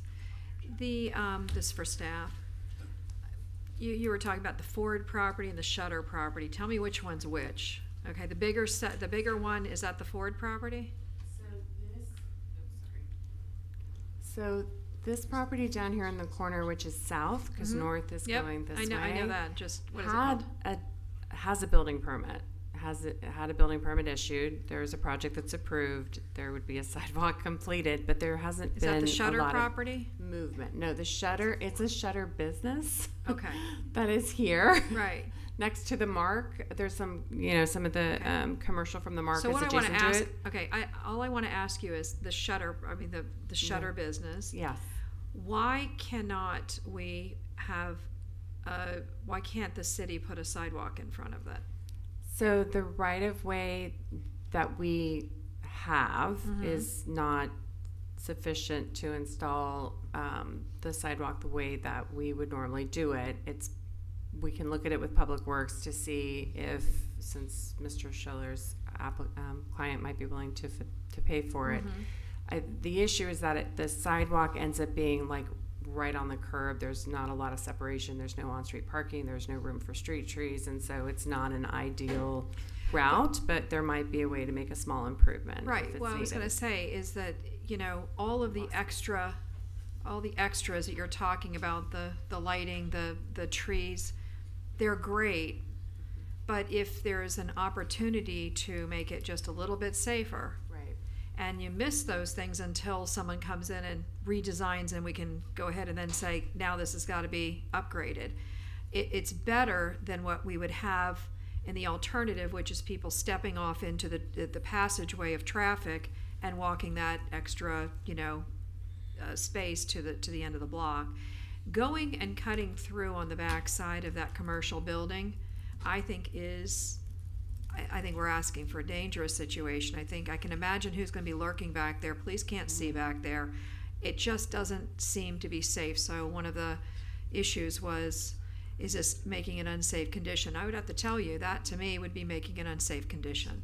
I'd rather see us somehow, even if it's smaller, connect to Southeast 2nd Street there, that section. You've already got it handled down over on the bottom section. It sounds like they're already going to do something, even though it's not going to be wide. It'll be something, and that's creating that pedestrian path around. The cut through the middle of the property, I guess that's an okay thing for the people that are residing there, but unless and until there's more development there, I'm not so sure that it's really going to be used other than the people that are there. But that's not a bad thing to have for the future. So to me, it makes sense. Go ahead and put it in the idea that this area is in the process of developing, and that might be a really nice pathway to something that we aren't really seeing right now. And so I would definitely say keep that, try to get something done up here, and forget about behind the commercial properties, because I don't think that that's really a smart idea. I just think that could be where people are going to loiter, and all of a sudden you're walking down there and you're just kind of caught in a situation you don't feel real comfortable with, if you understand what I'm saying. So that would be my suggestions. As far as listen, I did not agree to this. I'm sorry. I know that a lot of people did, and I don't. I still don't necessarily think that this is the right project for that area, but it's already passed. And my thoughts are on the back side of this. It is not going to create any problem for another building on the back side, and I don't have a problem with the two waivers, even given that I did not agree to the project, because the project is passed. So it's not something that I can say no to, but I'm just considering now what we're doing, what's in front of us, and I don't have a problem with that back. So Mayor, what do we do with the third waiver? I think that, the third waiver is the cut through, correct? And I think that I would love for you guys to work it out, because I think that you will find a way to be able to make that safer for the pedestrian. That's all I care about. Okay. Just All making right. it safer for the pedestrian All traffic. right, I'm on the same page as you, Mayor. I sort of think that you would be granting the waiver subject to the condition that we complete a pedestrian network somehow. Correct. Okay. Yeah, we don't want to sit up here Fair. and design from the day. That's right. And honestly, it will eventually be unappealable. So Under if we the don't get new rules, would you have that authority? No, No? because they are doing an increase in density in exchange for workforce housing. So this, under the changes that are coming forward at the next meeting, this project would go through planning board to commission for final action altogether, inclusive of the waivers. So, and that is, I think, maybe got glossed over in the beginning.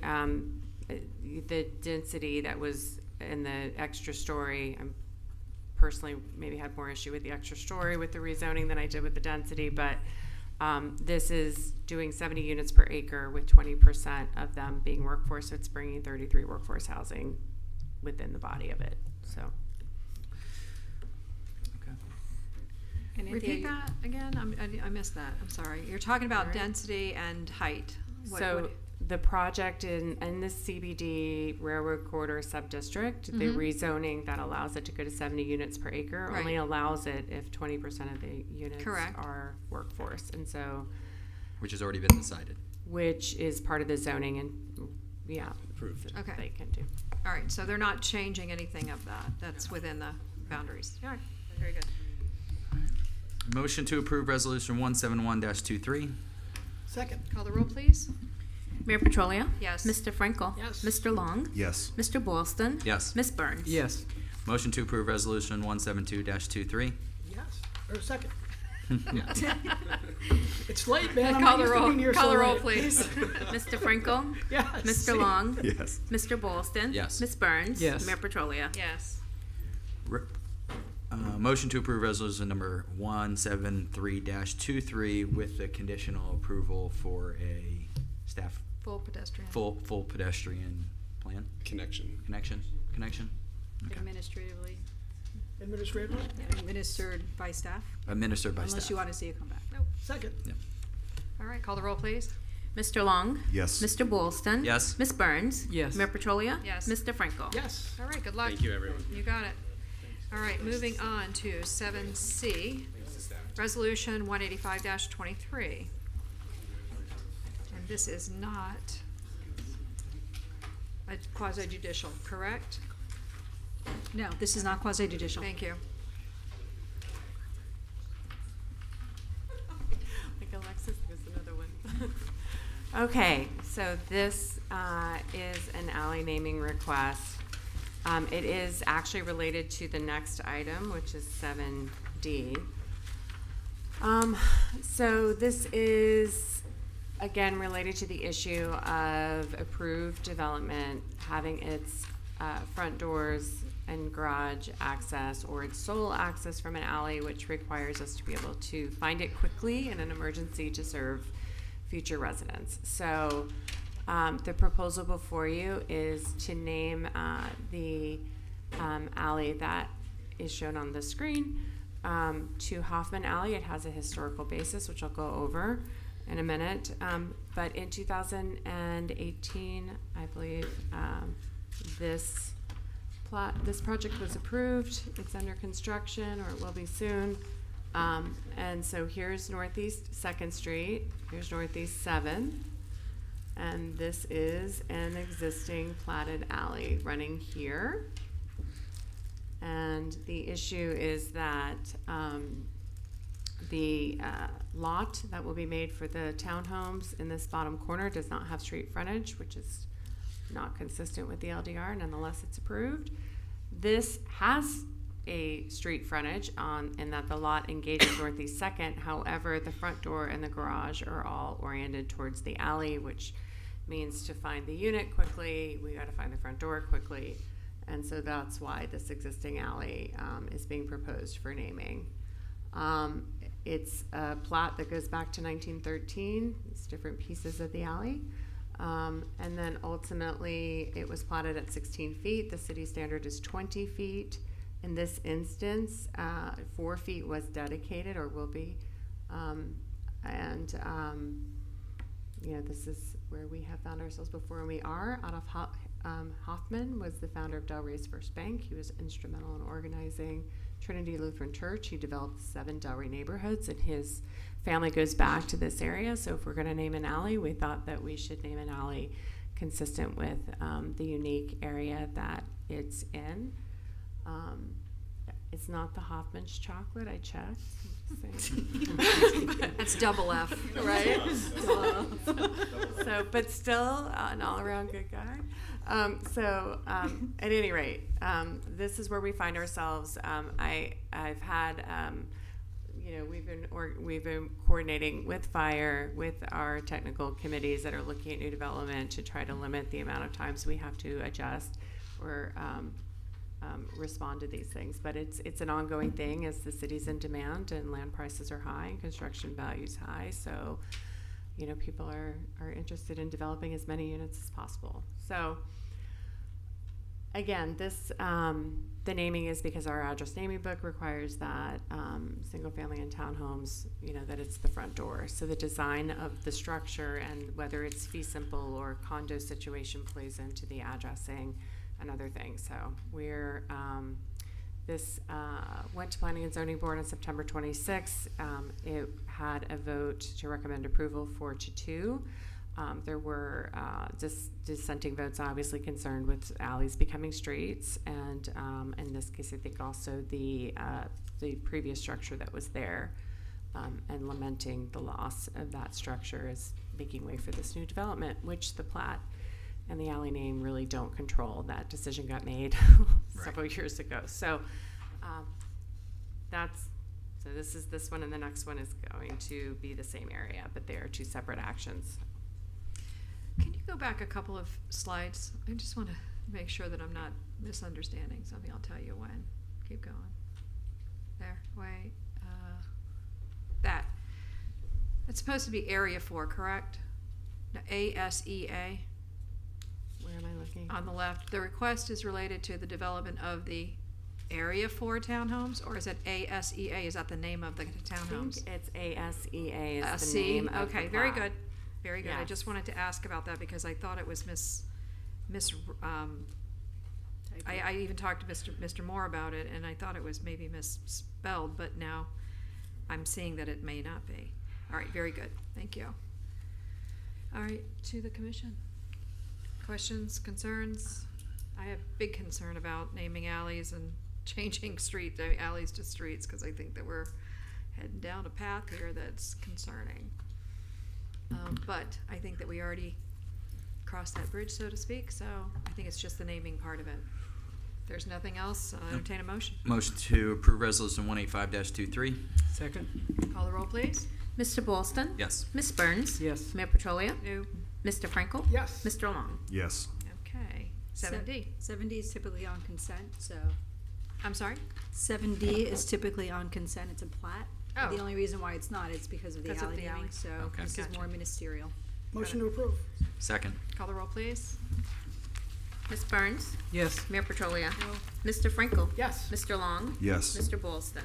Yes. All right, moving into public hearings and second reads, ordinance number 24-23. An ordinance of the City Commission of the City of Delray Beach, Florida, adopting a small-scale land use map amendment redesignating 1.07 acre portion of a parcel of land located at 3900 Sherwood Boulevard, south of Sherwood Boulevard and east of South Military Trail, as more particularly described herein, from low-density residential to community facilities pursuant to the provisions of the Community Planning Act, Florida Statutes 163.3187, providing a conflicts clause, a severability clause, providing an effective date, and for other purposes. This is one of those corrective ordinances in its second reading. Thank you. So there's two on. This one again is at 3900. Don't know what's happening. All right, so ultimately, the map is showing a portion of the project as low density, and it should be community facility. It's basically a just over 1 acre parcel of a portion of a larger, almost 11 acre parcel at 3900 Sherwood, consistent with direction from the Department of Economic Opportunity. Even though it's an error, they want to see the error, the resolution of the error memorialized through a resolution. This is the parcel right here. So that little piece is moving from LD to CF, from LD to CF. And there's the history that is in the backup as to how we're sure that when the error happened and what it is. And that's it. There's no development associated with it. It's just a correction. Okay. Any questions, concerns? Public comment? Oh, I'm sorry, yes, that's right, this is public comment. So if anybody's here would like to speak to ordinance number 24-23, please step forward. Seeing no one, public comment is closed. Entertain a motion. Motion to approve ordinance number 24-23. Second. Call the roll. Mayor Petrolia? Yes. Mr. Frankel? Yes. Mr. Long? Yes. Mr. Boylston? Yes. Ms. Burns? Yes. Okay, on to ordinance number 27-23. An ordinance of the City Commission of the City of Delray Beach, Florida, adopting a small-scale land use map amendment, redesignating a parcel of land measuring approximately 0.45 acres, generally located southwest of the intersection of Old Dixie Highway and Northeast 14th Street, as more particularly described herein, from low-density LD to open space OS, pursuant to the provisions of the Community Planning Act, Florida Statutes, Section 163.3187, providing a conflicts clause and a severability clause, providing an effective date and further purposes. Another data conversion error, second reading. And it's changing the data conversion to open space, so I can't imagine anyone's going to be here to complain about that. Okay, so if there's anybody here that would like to speak to ordinance number 27-23, please step forward. Seeing no one, public comment is closed. Entertain a motion. Great. Motion to approve ordinance number 27-23. Second. Call the roll, please. Mr. Frankel? Yes. Mr. Long? Yes. Mr. Boylston? Yes. Ms. Burns? Yes. Mayor Petrolia? Yes. Okay, we have a couple of first reads. Ordinance number 40-23. An ordinance of the City Commission of the City of Thank you, Delray Beach, Anthea. Florida, amending the Code of Ordinances of the City of Delray Beach, Florida, Chapter 96, Fire Safety and Emergency Services, Section 96.16, certain codes adopted by reference to comply with changes to the Florida Fire Prevention Code standards, providing a conflicts clause, a severability clause, authority to codify, providing an effective date and further purposes. This is first reading, so no presentation. There you go. Entertain a motion. Motion to approve ordinance number 40-23. Second. Call the roll, please. Mr. Long? Yes. Mr. Boylston? Yes. Ms. Burns? Yes. Mayor Petrolia? Yes. Mr. Frankel? Yes. All right, on to ordinance 41-23. An ordinance of the City Commission of the City of Delray Beach, Florida, amending Chapter 33, Police and Fire Rescue Departments of the Code of Ordinances of the City of Delray Beach, Florida, by amending Section 33.76, Benefit Amounts and Eligibility, to provide for compliance with Chapter 2019-21 Laws of Florida, amending Section 33.88, Direct Transfers of Eligible Rollover Distributions, by deleting the current language and replacing it with Internal Revenue Code compliance, to provide compliance with the Internal Revenue Code and the Secure 2.0 Act, providing a conflicts clause, a severability clause, and authority to codify, providing an effective date and further purposes. First reading. Okay. Motion to approve ordinance number 41-23. Second. Call the roll, please. Mr. Boylston? Yes. Ms. Burns? Yes. Mayor Petrolia? Yes. Mr. Frankel? Yes. Mr. Long? Yes. Okay, and now we are on to comments and inquiries of non-agenda items. Mr. Moore? Yes, one item briefly, and this is in response to resident Mary Ellen Brasenko's dialogue relative to the Lawson project Yeah. and associated moving parts. Just to be clear, this project is still continuous. However, direction has been offered to have staff begin the review process tomorrow necessary to take care of the bus stop piece and some other opportunities that can be addressed during the duration of the project. Likewise, this does include the fact that the area in question regarding mowing has not yet been accepted by the City of Delray Beach. Nevertheless, direction is being offered to coordinate with the contractor and all else involved, even in advance of the city accepting the infrastructure and right-of-way areas. So it is the city's responsibility to do the mowing along there, that right of way? Not at the moment, No, no. but I mean, it will be. Ultimately- we always have in the past. Is that who handled that? Ultimately, that will become the city's role in that regard. Who was handling it before the project started? I'm not sure. Missy, I need your help in that regard. I'm sorry, I was being a track. The mowing of the area along Who handled the Lawson. mowing along the right of ways along Lawson? The adjacent property owner is right. So required why, to do that. So yes. why is the city picking it up? The city isn't picking it up right now. The contractor still has Okay, responsible but Mr. Moore control. Mr. Moore just said that the city hasn't picked it up to start mowing it yet. And I'm questioning that because I don't think that we ever mowed that before. So for us to start mowing it, if it's the responsibility. No, ma'am, we're not going to start mowing it. I think that what he meant to say was that when the project has been approved and the city has retained control of that right of way back from the contractor, then that responsibility will go back to the adjacent property owner. Correct, okay. That's the reason why I asked that question, because Just to be clear. I don't think that we ever mowed it before, and I don't think we need to start mowing it, because that's gonna be another, and by the way, I have to tell you, I drive that strip every day, okay? Sometimes, many times more than once a day.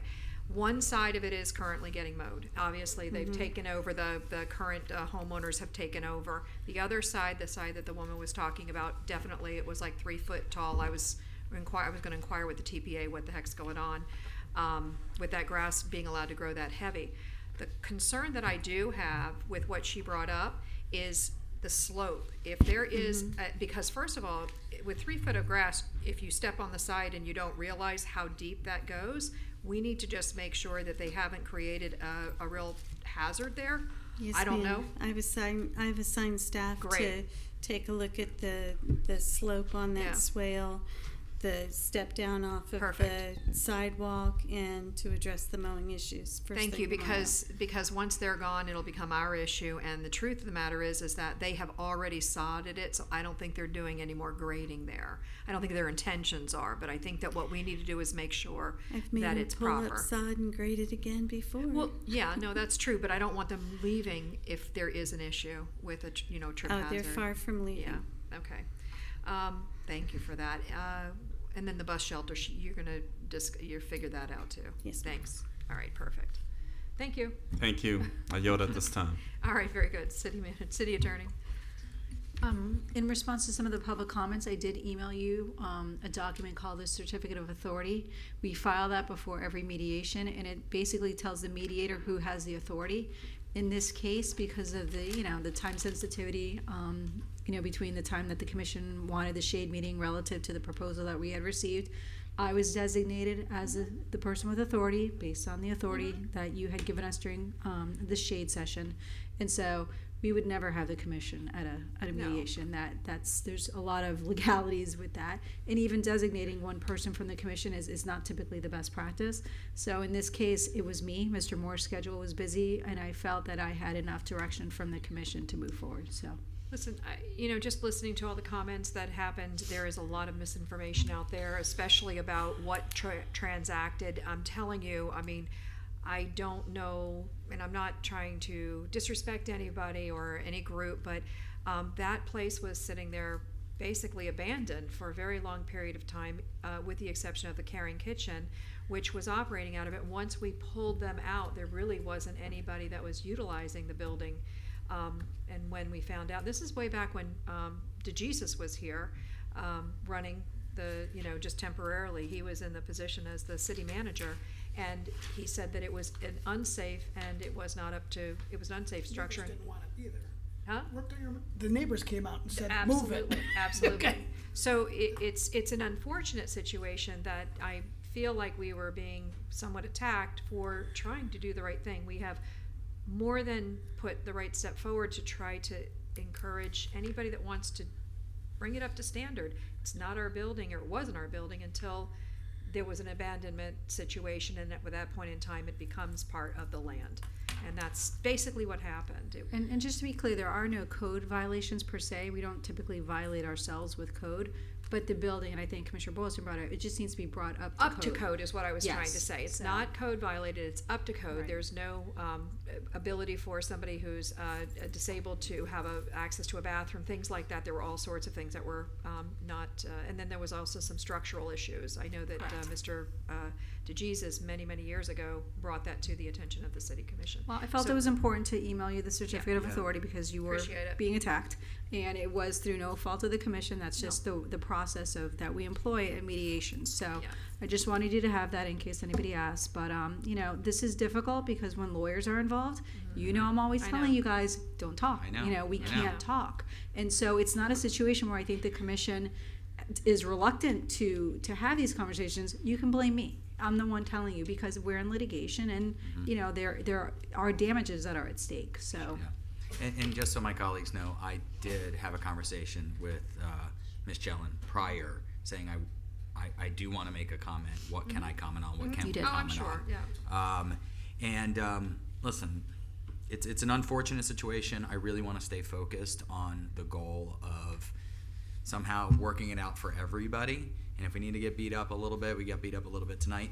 But thank you. I just don't like misinformation. Mm-hmm. The fact that one of us could go sit in that mediation or should sit in that mediation, or that we didn't have a representative when we did because we have counsel that was acting as our counsel, you were acting as our representative, which because of your time here, it makes more sense for you to do that than Mr. Moore because of how long this goes back. Sure. You know, the All-American City, that's youth That has nothing oriented to do with- programs. it has nothing to do with it, I know. It's 3 awards, and you get that award for youth education and and- education that's oriented programs. Like, Correct. so there was Again, quite, that's easy to point to and say that, I know. you know, So there was a lot of just misinformation. but I want to stay focused on let's get to the end where Listen, we you can know, all be as happy everybody was and- talking, I was sitting here thinking to myself, I know that somebody has put an offer in to, or, you know, proposal in. Why don't they marry? There's separate times that they could work if they got together and raised funds together and put the play, you know, there's a potential. Well, initially that individual who put in that letter of interest had that in their partnership with the Legion, and then that changed. Well, and so then it sounds like we have an somebody's- active solicitation, so. right. Okay. We have to be careful. So, can't talk, but okay. but I think it's But important. We didn't go out to RFP. We didn't go out to We did not. RFQ. We Someone, did it, we received an unsolicited right. proposal, we've Unsolicited advertised proposal. it. Right. I anticipate bringing back information to you the second meeting in November. Yeah. If we don't get any additional proposals, I will ask you to direct me to negotiate an agreement if that's what the commission's pleasure is. If we get multiple proposals, I think it's the right thing to do to bring them before you. They'll make presentations end of November, and then you can make your decision at that Well, point. all I'm gonna say is I think that there's opportunities for all sides if they would just take a real quick look at what's in front of us and what's in front of them. So I just think that there's still opportunities. There, and I definitely think there's Yeah. opportunity. Okay. Yes. Anything else? So. All right, very good. Start here. Mr. Long, anything? This morning, I had the privilege to sit on a panel that was held by WGI at the Convention Center up in West Palm. It's their annual Thought Leaders Breakfast. And based on commentary I got back, and by the way, I want to thank City Manager Moore for coming as well, and for all the hard work that he and our department heads did on the survey index and the feedback that they gave me, which allowed me to speak to the theme of the panel, which was talking about adaptability. And I got to speak to our city's experience going through that survey index. It was a really robust conversation. I got to sit with Broward County's Chief Sustainability Officer, as well as the former Director of Water Policy for the Commission on Agriculture, Florida Commission of Agriculture. Great discussion, a lot of good people in the room from all over the county, and allowed me to really shine a positive light on the city and kind of what we're doing. So it was a great experience, and I just wanted to thank staff again for the hard work they put in during that process. Anything else? That's all I got. All right, very good. Commissioner Frankel? Thank you. I had two things. One, Mr. Moore, since our last meeting, I had a conversation with a member of our parking management board. He wanted to know why the city has done nothing with the railroad lot, with the 9 hours of parking, and which is primarily used by restaurant employees. He got an answer from the staff member with parking saying that he's waiting for the DDA to give them the employee parking plan. Now, according to the July 2015 article in the Coastal Star, the DDA started working on the employee parking plan. I think 8 years is too long. I thought there was a consensus that we should put meters and put limits on that prime lot, considering we do need money, as evidenced by some of our conversations we had at this meeting and the meeting prior. Is there still consensus there's private lots charging right around there, charging a lot more, but I think we need the revenue, and I think it's time. I'll have a timeline for y'all in writing via the October 20th City Commission information letter. That's 1 week from this Friday, 10 days. Okay, Can perfect. you touch base with the DDA and just at least That will be part ping of the them process. in regards to some kind of employee? I will be more than happy to, but bottom line, we will have some definitive direction outlined for you in writing in 10 days. Perfect. I appreciate that. You're welcome. My second issue was regarding some of the difficult matters that occurred over the weekend in Israel. And first, I want to thank you, Chief Major, for addressing that through emails and through sending your men and women to make sure our synagogue and some of the other areas were safe. So I truly appreciate it. And as someone who has friends and family that live in Israel, obviously I'm concerned, and I have received some emails from other members of our community asking for a clear and unequivocal statement in support of our ally Israel and the right to defend itself. So certainly I'm doing that. Our president has done that. Our governor has done that. And if there's no objection, I would ask if it would be appropriate to have a resolution at the next meeting that would constitute that support to Israel, because I think it would be important, obviously to myself, but also to all our members of our community who have loved ones and are very concerned about that. I agree. Yes. I appreciate that courtesy. Thank you. That's it. I want to just piggyback just real quick so I don't forget it, but I meant to respond to you, Chief. I was in the middle of all kinds of stuff over the weekend and also last week. So happy and proud that you took a proactive stance on that issue with respect to our houses of worship as far as the synagogues, because obviously this type of thing can cause people locally to feel very comfortable about attacking, and that's the last thing we want to see happen. So thank you very much for taking a proactive stance on something that's very, very important to our city, and obviously we want to even further that, just make sure people understand where we stand on this issue. So we appreciate what you did. Commissioner Burns. Yes, I just wanted to get or speak on behalf of the community in terms of Frog Alley. Wanted to get an update and timeline on I know that there's been some work about the historic designation of that area. We want to get a timeline on that, as well as the set plan. I know that Commissioner Long mentioned that in a previous meeting, to get a timeline or where that is in the queue of being implemented or reworked. So that would Frog Alley designation and the set plan. Also, the Police Advisory Board, find out where that is. I don't know if I know that we were working on it. I don't know if it's in timeout right now or where it is. But, Timeout is such a strong teacher word. Yes. Just want to find out where it is and suggest that, we do that and mimic the other boards with a 5-member board, with, 2-term renewal, and just redefine what the goals and the intention of the board is. What else? The activities that I attended this weekend. I want to thank Police and Fire for their participation in supporting the set cookout this weekend. We had lots of fun. The bed races was a hoot. The MC over here, that was really nice. Nice family outing. Also the National Night Out. So I've been out there busy attending all events, and all were very enjoyable and very family oriented, and just great job and appreciated. Also, and last but not least, the honorable members of the American Legion Post 188 and the community and their concern, and just happy to hear that the commission feels that there are opportunities, and hope we come to a quick resolution to this problem that's been going on for some time. That's it. Madam Mayor, I'd like to respond to a couple of the items, if you all don't mind, really quick.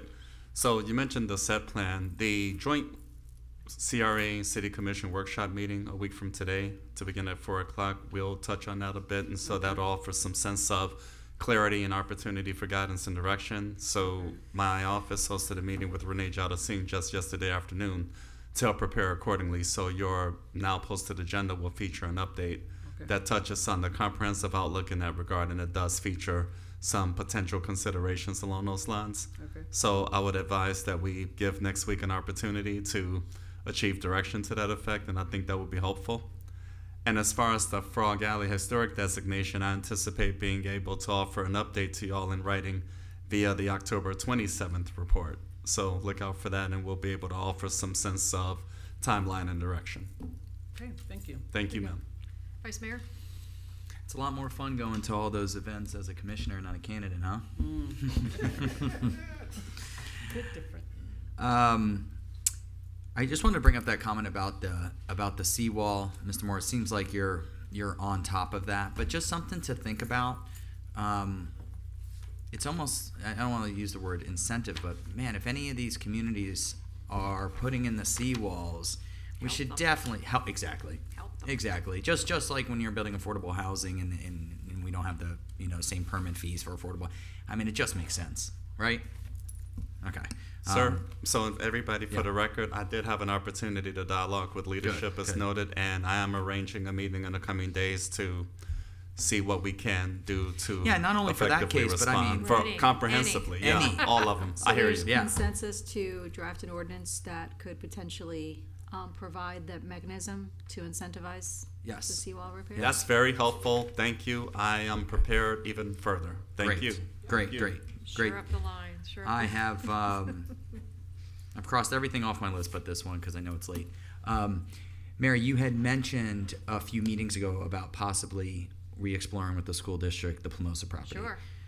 Now, the school district under its new leadership, they will not get rid of any property. They did put in their budget to clear that land, so it's in this budget finally. However, well, they had a fire there. They better need to do something. Right. I'll have an update about that this week. However, there does seem to be interest in a possible land swap. And so what I was thinking, if we wanted to explore with the school district, if not, that's fine. That really is an appropriate spot for any future use. It's behind a church. It's in between an entire residential area and a community park. It doesn't make sense for them to do anything there in the future. We have 10 acres, not that you would use it all, but 10 acres on Congress and Lake Ida. If we were to take 4 acres or however much the Plumosa land is and do a swap, that's a more appropriate place. So let me ask you a question. Yeah. What is our acreage and what's theirs? So ours is 10, but we wouldn't give them all 10 Well, what is because theirs? theirs is. I think once you cut out our park, because it's our park in the back, I would say it's half that. It's maybe 5. Because, I mean, the land on the corner of Congress and Lake Ida is much more valuable. Much more valuable. Absolutely. Yeah, so we'd have to work out what is the difference there. Listen, is we've it a sat- 5 for a 3? Yeah, And it wouldn't be I wouldn't say it'd be I'd the corner. open to- I'd say it'd be the north as end long of as we're that. going to be developing it with the idea of doing, Well, that's the thing. That property's not in the CRA. This property is. So, we have access to more resources. Yeah, absolutely. Than we do on the Lake Ida property, which I'd is be outside the definitely CRA. down for looking into it for sure. For Yeah? sure. I mean, let's see Yeah. what they say. Let's just see exactly. Okay. Yeah. All right. Will do. Cool. Great. That was it. All right, so I have a couple of things I did put in front of you because it was handed out. We took some pictures today of Kiwanis' 50th. They're having a celebration on October 21st. They wanted me to hand out to each of you if you wanted to go. This is the flyer for that. And then the second thing I wanted to do was to hand out some, these are really nice, and I think we've got some pictures of our stuff that's going on in here. The annual report for the TPA.